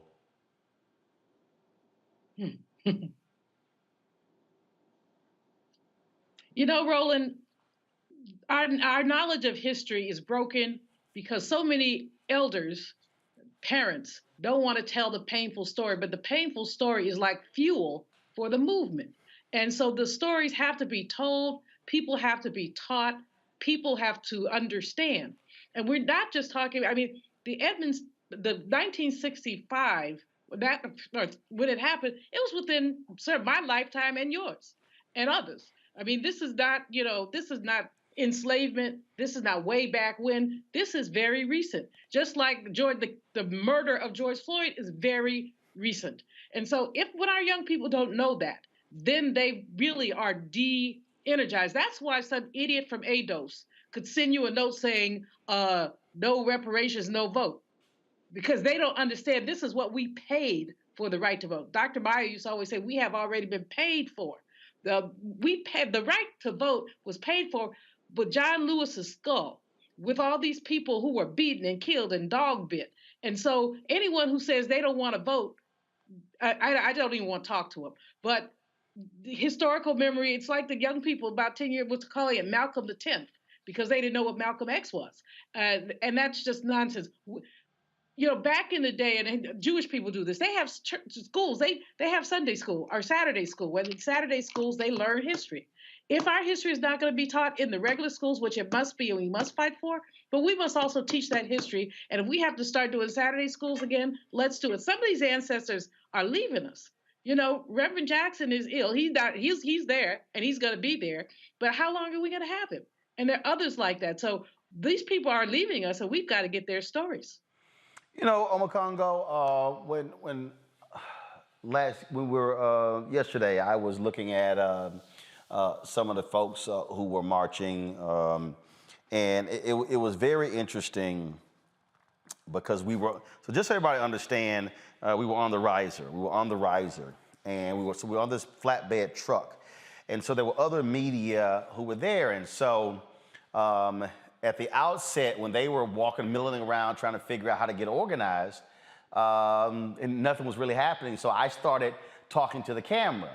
And so I started recounting, you know, look, Bloody Sunday, this is what happens, this is an annual deal, how Hank and Rose, they're the ones who keep this thing going, having this Selma Jubilee every single year, not always getting the support that they actually need. They do this crossing, people look forward to it because it is an annual ritual, to Jeff's point. And I was standing there and we were live streaming, and if y'all hear the live stream, y'all might hear me shouting out several people. And there was a white reporter who was in the next truck, and he was like, he says, Roland, you know, who's that guy standing right there? And I said, man, that's Jamie Harrison, ran for the United States Senate in South Carolina, who runs the DNC. Had no idea. Oh, well, he looked familiar. And they were standing there talking, and then I was talking, and I said, folks, the guy you see on the camera right now in the black hat, I said, that's Bernard Lafayette. I said, he was the one who Dr. King sent to Selma as part of the advance team to put the report together so they can know what the lay of the land is before they get here. And that's Annie Pearl, who is in that wheelchair right there. And that's Rose, who is right there. And again, sitting here pointing out all of these different people to Julian's point. I mean, the reality is in the past when we've gone to Selma, we've seen Reverend Congressman John Lewis there, and we've seen Reverend C.T. Vivian there. We've seen Reverend Joseph Lowry there. But see, they're not, all of them are all now ancestors. Mm-hmm. And so, in fact, one of the folks who was there for Selma 50, Bob Moses, who was a SNCC leader, we lost Bob Moses, became an ancestor last year. And so that's the other thing. In fact, if y'all could go to Instagram, please, go pull up, I think it's Sherilyn Eiffel's Instagram page. I think it's Sherilyn Eiffel. Sherilyn took a picture with an 85-year-old black woman who was the nurse who tended to Jimmy Lee Jackson. Mm. When I was there for Selma 50, I ran into this brother, and he was the one who was in the car when Viola Liuzzo had her head blown off as they were driving down the highway, and he played dead. The only reason those white racist Klansmen were arrested because of the three in the truck, one of them was an FBI informant who then told on them. The point is, when you're there at these events, you're literally meeting living history. So when I hear some of these silly ass people say, oh man, these events are a waste of time, to Julian's point, Jewish folks have a tradition where they literally go over their history. Every single year. The children have no choice but to learn the history. And they don't just start with the last 5, 10, 20 years. You're absolutely right. And the model for many in the Jewish community is never forget. And we need to have that in our mindset. Look, people talk about, oh, y'all coming together for a photo op, it's just symbolic and so on and so forth. But let's remember, you started this particular segment by talking about Edmund Pettus. That name is still on the bridge. And that was built there intentionally 3 decades after this former Klansman and Confederate general died. It was built in 1940 as part of the whole Jim Crow thing, as a constant reminder that white supremacy was going to live. So every year after we do this demonstration and we honor our people who have fought, that name is still there every single year. And, and John Lewis is from Alabama. Edmund Pettus wasn't even from there. So they understand what representation and symbolism means. And so when you talk about that story about Viola Luoza that you just told, I didn't know about the brother who played dead. I didn't know about the 85-year-old woman I mean, these stories have to be seared into our minds because they will keep us active. They will keep us focused. These other folks who built the bridge, they have no problem with maintaining the memory, but you're saying people are talking about what is Bloody Sunday. And so I commend you, Roland. I'm sitting here watching this segment, and a note on these journalists. Yeah, you're saying these journalists are asking you, who's this, who's that? Because all they do is study journalism. They study no history. So if they would have, they could have spent the whole day out there like you did, Roland, and they could have never got the stories. They could have never pointed to the people and said, this is that, and this, and that is why, going back to your first story that opened tonight, Black-owned media matters, because no one's going to get the stories. No one's going to tell the history the way we can tell it. Nobody's going to know the names the way that we know them, and no one's going to be able to call out the ignorance as they see it. So I commend all of the people who get out there every single year to keep this going. I commend the young people who are out there, as Melanie Campbell talked about as well, because when we sear it in their heads, they're going to be continuing this long after any of us are no longer here. So I'm just going to close with this. And I appreciate working with Jamal Simmons, who's the Director of Communications for Vice President Kamala Harris, for getting me on the plane in the press pool. I was the only African American. There was a brother who was a photographer out of Birmingham, but there was no other Black journalist from DC who was a part of the press pool to cover this. That's first. Second of all, the other reason why it's important for Black-owned media, normally when the vice president or the president speaks, they only, if you go to whitehouse.gov, you will see the remarks of Vice President Kamala Harris. They normally only cover her remarks or President Biden's remarks. They don't cover all the other speakers. We learned that when then Vice President Biden did a rally in Georgia for Raphael Warnock and John Ossoff, and they had us in a camera position that was far off, and they were like, well, we're covering on Joe Biden's website, and we're on the website, and I'm going, what the hell? We don't see it. So Portia Coleman, Jermaine Dupree had spoken, and some others, and so I was like, what the hell are y'all doing? You got all these damn cameras out here. You're live. Press the goddamn button. Don't just show Biden speaking. Yeah, I did have to cuss out folks. And they hurry up and they did that. And so same thing. I asked them, I said, hey, are y'all streaming this? They said only her remarks. And so the only reason y'all saw all 17 speakers is because we were there. Mm-hmm. People were texting me saying, hey, I'm not seeing this on any network. I'm like, yes, any mainstream network. But Black Star Network was there. And I'll go ahead and say it. There are other Black-owned media companies larger than us. Urban One, Black Enterprise, Blavity, Byron Allen's company. They weren't there. And what but mainstream media will cover the hell out of these 1,000 truckers.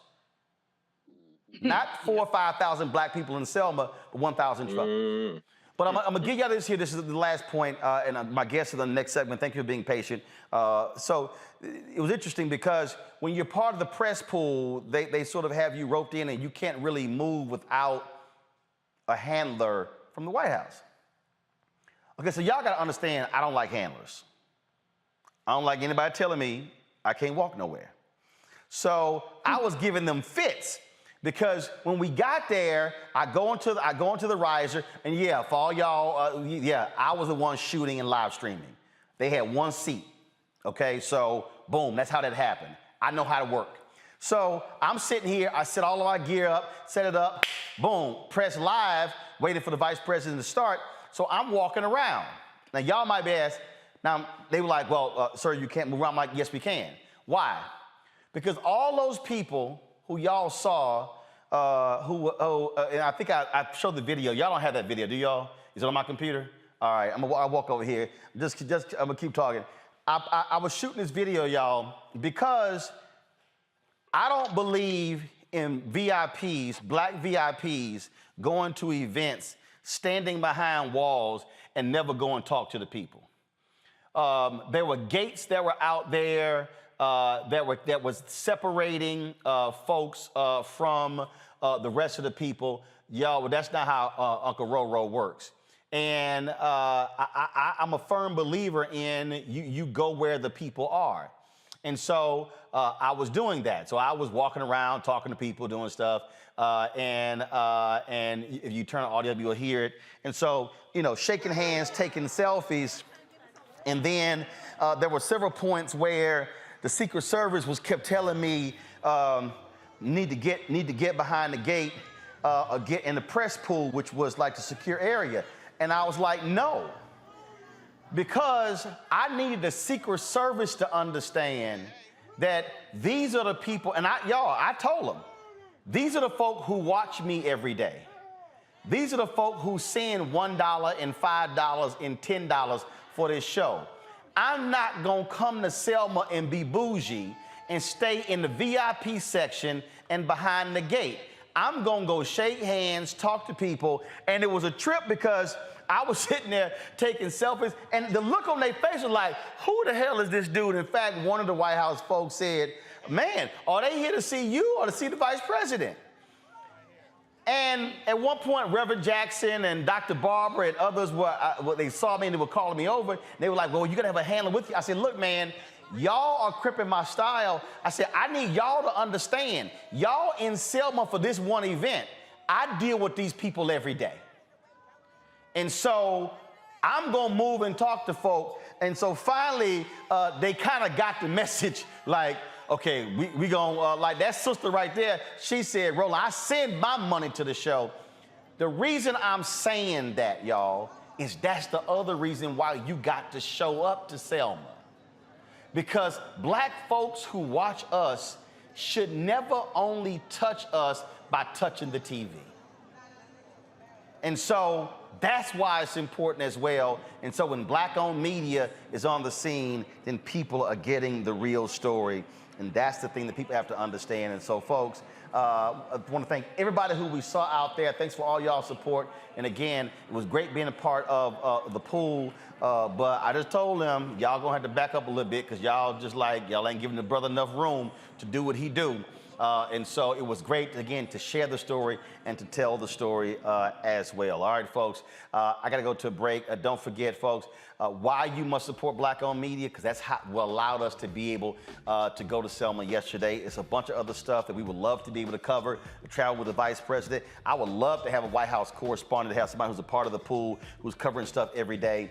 But see, it doesn't happen without resources. That's why we're going to continue to press this issue when it comes to black-owned media and advertising. Now, as long as there's breath in my body, I'm not relenting. Because I will never apologize for calling folks out when $322 billion is being spent every year and black-owned media is getting 0.5 to 1%. That simply is unacceptable.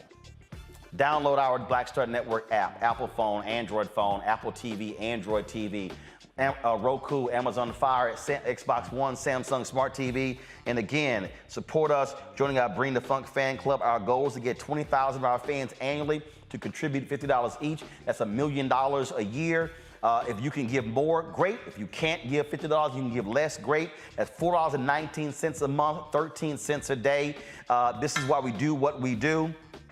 So folks, again, a lot of folks may have sent in 20, 25, 10, 5, even $1, and we thank you for every single dollar that's been given. Again, you can send checks and money orders to P.O. Box 57196, Washington, D.C. 20037. The Cash App is $RM Unfiltered. PayPal is R Martin Unfiltered.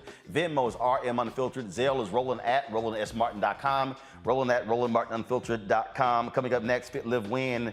We talk about yoga with an African twist. I'm sure Jeff at Omakongo can't wait to stretch. You're watching Roland Martin Unfiltered on the Black Star Network. Back in a moment.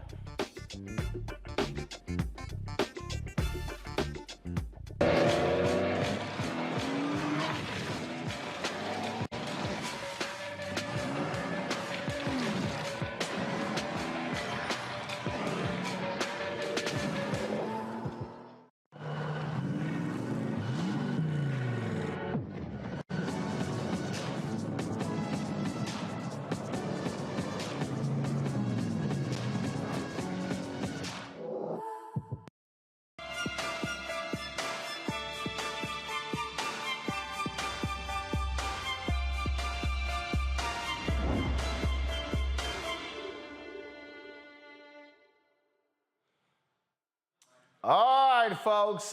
Every Monday, we've our Fit, Live, Win segment where, of course, we talk about health issues, not just working out, but not just diet, but different ways to improve your well-being, your wellness, if you will. And one of the things that a lot of people are really doing is yoga. They are, now there's some people who are freaking out like, oh, does that mean all of a sudden I'm no longer a Christian? Yo, chill out. No, calm down.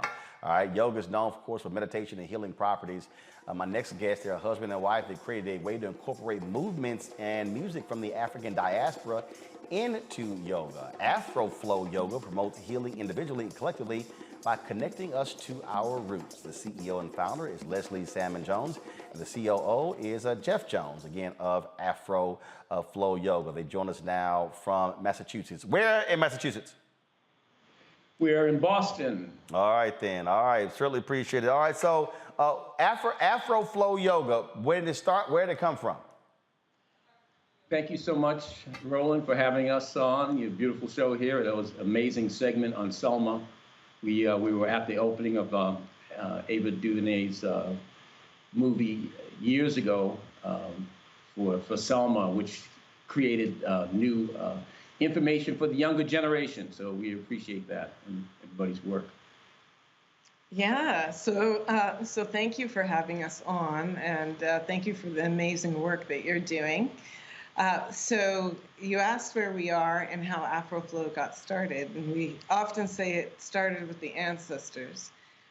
We're sitting here in a house that's been in Jeff's family for 108 years. And we've been married for 25 years.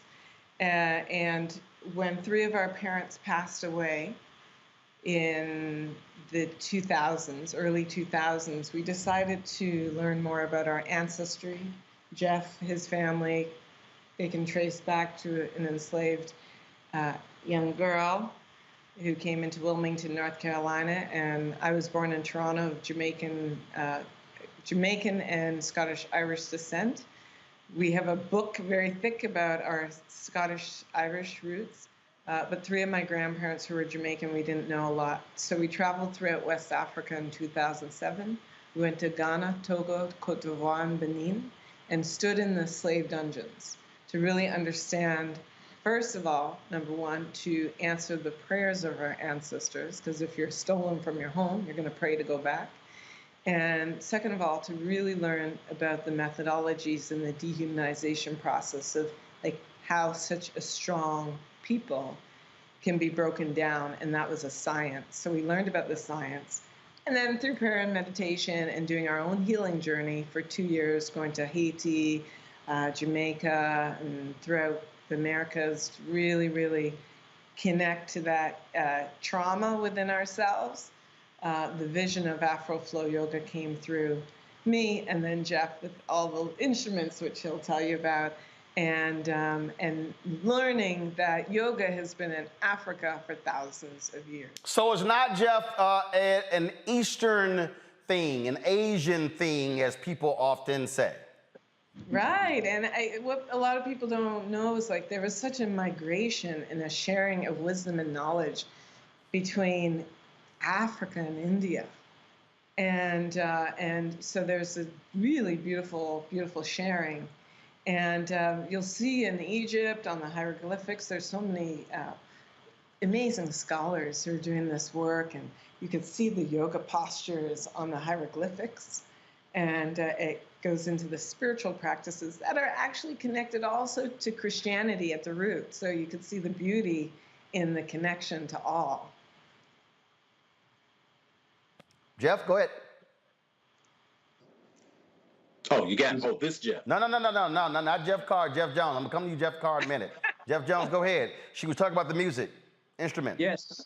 Well, the music we have back here, we've been virtual for 2 years, although we've been doing work. We were just in Costa Rica, in Nosara, for 5 weeks, where we were at Blue Spirit, working with a lot of psychologists and trauma healing folks. The music back here, I have a djembe that I brought back from Ghana. I have congas. I have a choli lira instrument back there. I won't get out of the camera here, but I also have, we play other instruments. I have my bass here. This is a bass that my dad played with Billie Holiday. And as you can see, that was my dad playing that bass back in at Storyville here in Boston in 1959. That was one of her last gigs. So music's been in my family. My grandmother was an organist, and my parents met in her church, where she was a choir director for many years, Church of All Nations in Boston. The other instruments I use, so we integrate the voice and the music, and we have quite the dynamic of being quiet and then also raising the energy and bringing in the fire and the deities and Shango and all the other amazing deities as far as Yemaya. And as far as the other instruments go, so I have a kalimbas that I also play, but it's integrated with the yoga. So yoga, Kundalini and Vinyasa yoga is connected with, we also bring in a lot of the spiritual jazz to our practice, whether it's John Coltrane, so many, I mean, even Earth, Wind, and Fire type things are so healing, and along with the yoga, and of course with African drumming. And Negro spirituals. The old spirituals, yeah. Jeff's played in many churches, so we incorporate the diaspora. Yeah, having toured for many years and supporting many vocalists and playing in show bands and traveling around and playing in church, and whether it's clubs or nursing homes or wherever, you know, it's all about healing. People are come to heal, to hear the music. Well, I've got a couple of my panelists who are big time into yoga. Jeff Carr, Makongo Dabinga, Julian Light. Now I ain't doing all that. But all three, I'm sure, have comments or questions. Jeff Carr, start with you. Yes, sir. First of all, thanks, Jeff and Leslie, just for everything that you're putting into the world and the dots that you are connecting with the culture, with health, with holistic living, with history. It's just a beautiful thing to behold, and I want to send a shout out, congratulations to you. People who study Pangea and ancient history and understand how the continents were together at one point, understand that whole Dravidian history of India and the connection between that and Egypt. So you all are exuding that in a world of cultural appropriation where you've got Vinyasa, then Bikram. Now they have goat yoga. Now they have Jesus yoga. The evangelicals are doing Jesus yoga now. I think it's an amazing thing to witness what you're doing. I'm pastor of a church where we actually do Yoga Sunday. We're the only church that does a Sunday service dedicated to yoga. So one thing that I wanted to pour back into you and ask about is for those of us who have been practicing a while. I've been practicing about 15 years. I've been teaching about 4 years. How can people train with you all? Have you reached a point where you're bringing people down to study and you're equipping teachers? And if not, is that something that you're doing in the future? Yeah, thank you. And so exciting about your journey, to hear about your journey. And it sounds like we have a lot to share and in common, so we appreciate that. Yeah, so we actually created a teacher training program because a lot of the information initially really directly came through the ancestors. So as you said, this information, this wisdom and knowledge has been here. It's within us, within our DNA, our cells. So we've been, over the years, able to, so I've been practicing, actually I came to yoga through Alvin Ailey. I'm a trained dancer. And in 1991, yoga was a requirement. So Alvin Ailey was an amazing yogi. He was a visionary on so many levels. So, so bringing in the diaspora, it's really, the insertion of that is hard to find in Western yoga now. So we created a curriculum after years of study and doing research and gathering papers and of the history of yoga in Africa, the history, the connection to the healing of dance and music, the spiritual practices that have been interconnected. And we're not denouncing any spiritual practice. We're opening it to connect so that no one has to denounce. And then the practices, the actual practices, and the yamas and the niyamas. And then we get into community healing, because that's really oftentimes a missing piece. We do bring a lot of the indigenous practices into our yoga practice. So it's done in a circle. So we're connecting heart to heart. We're feeling the roots of each other in the interconnection of each other, as opposed to being set up in a grid system and having our shutters on. So we do the individual and the collective. Omakongo. Well, yeah, this is exciting. Greetings first of all, from my sisters, Musa Mwadi and Shaumba Debenga. They work with y'all.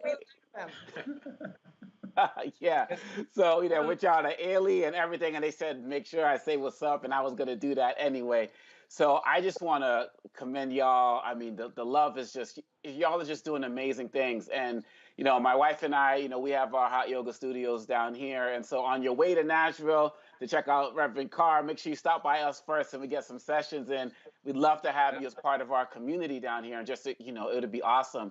The question I have for you, it comes from your website. One of the things I noticed, because with our studios, we're also committed to social justice, and you have a spot on your website specifically talking about racism. Yes. What led you to do that in this area of yoga, which we know in the West is white dominated and everything? I mean, what was the intentionality behind that? Because I just feel like it's so amazing that you did that.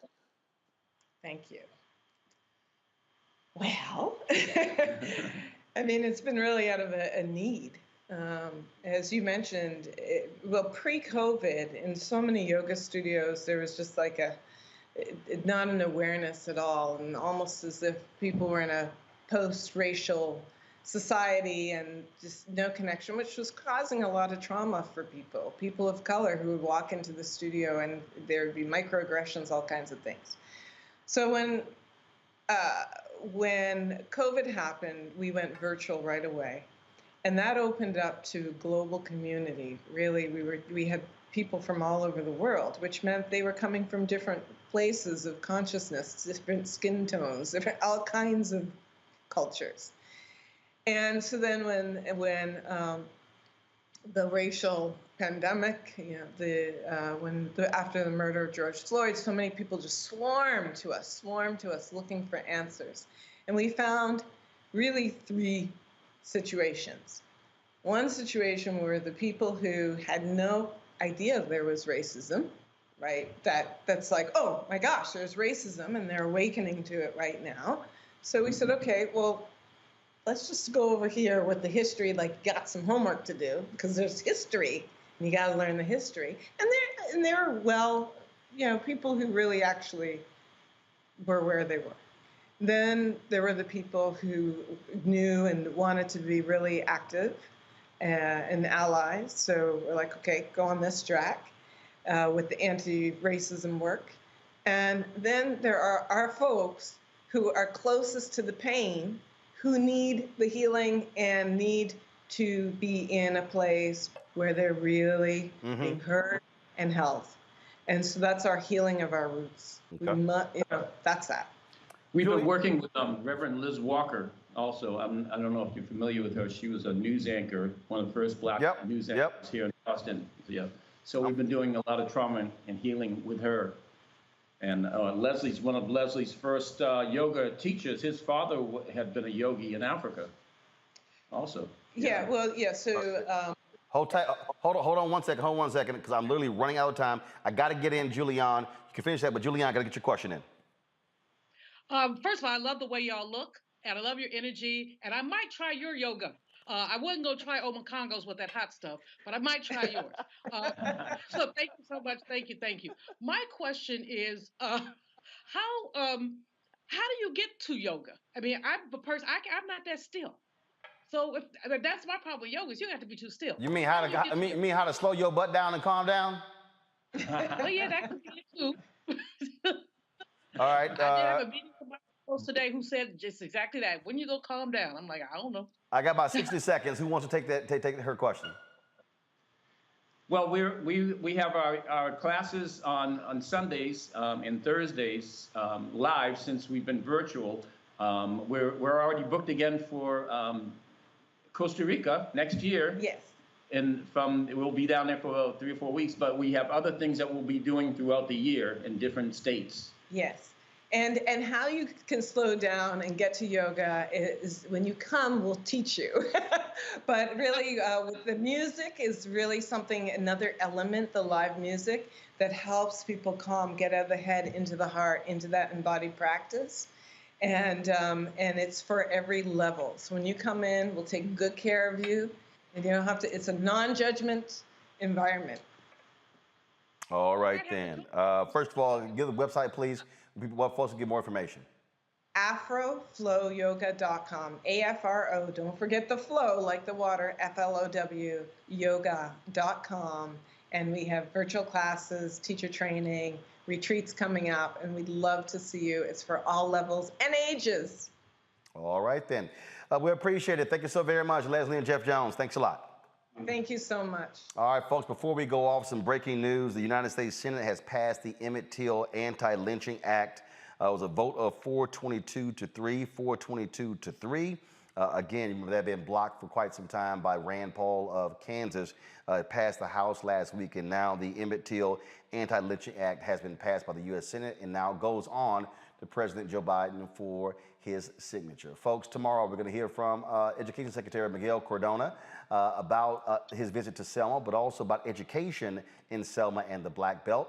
That's tomorrow. And also, a couple of weeks ago, journalist Askia Muhammad passed away. His memorial service took place on Saturday. I got a chance to stop by, say a few words, and also record this gorgeous song that was done by Ayanna Gregory, one of the children of Dick Gregory. We're going to have that for you tomorrow as well, as we pay tribute to Askia Muhammad, who passed away at the age of 76. And we'll also share some of the content we got in Liberia when the Congressional Black Caucus arrived for their meetings with the president of Liberia, George Weah. That's all that tomorrow right here on Roland Martin Unfiltered on the Black Star Network. If you missed any of our coverage of Selma, you can go to the Black Star Network app. You can see the entire program, hear all of the speeches, check all of that out as well. And so please do so. Again, folks, support us in what we do. Download the app, Apple TV, Android, Apple, and Roku. Of course, phones as well, Amazon Fire, Xbox, Samsung TV, and of course, join our Bring the Funk fan club. You can see in checks and money orders to P.O. Box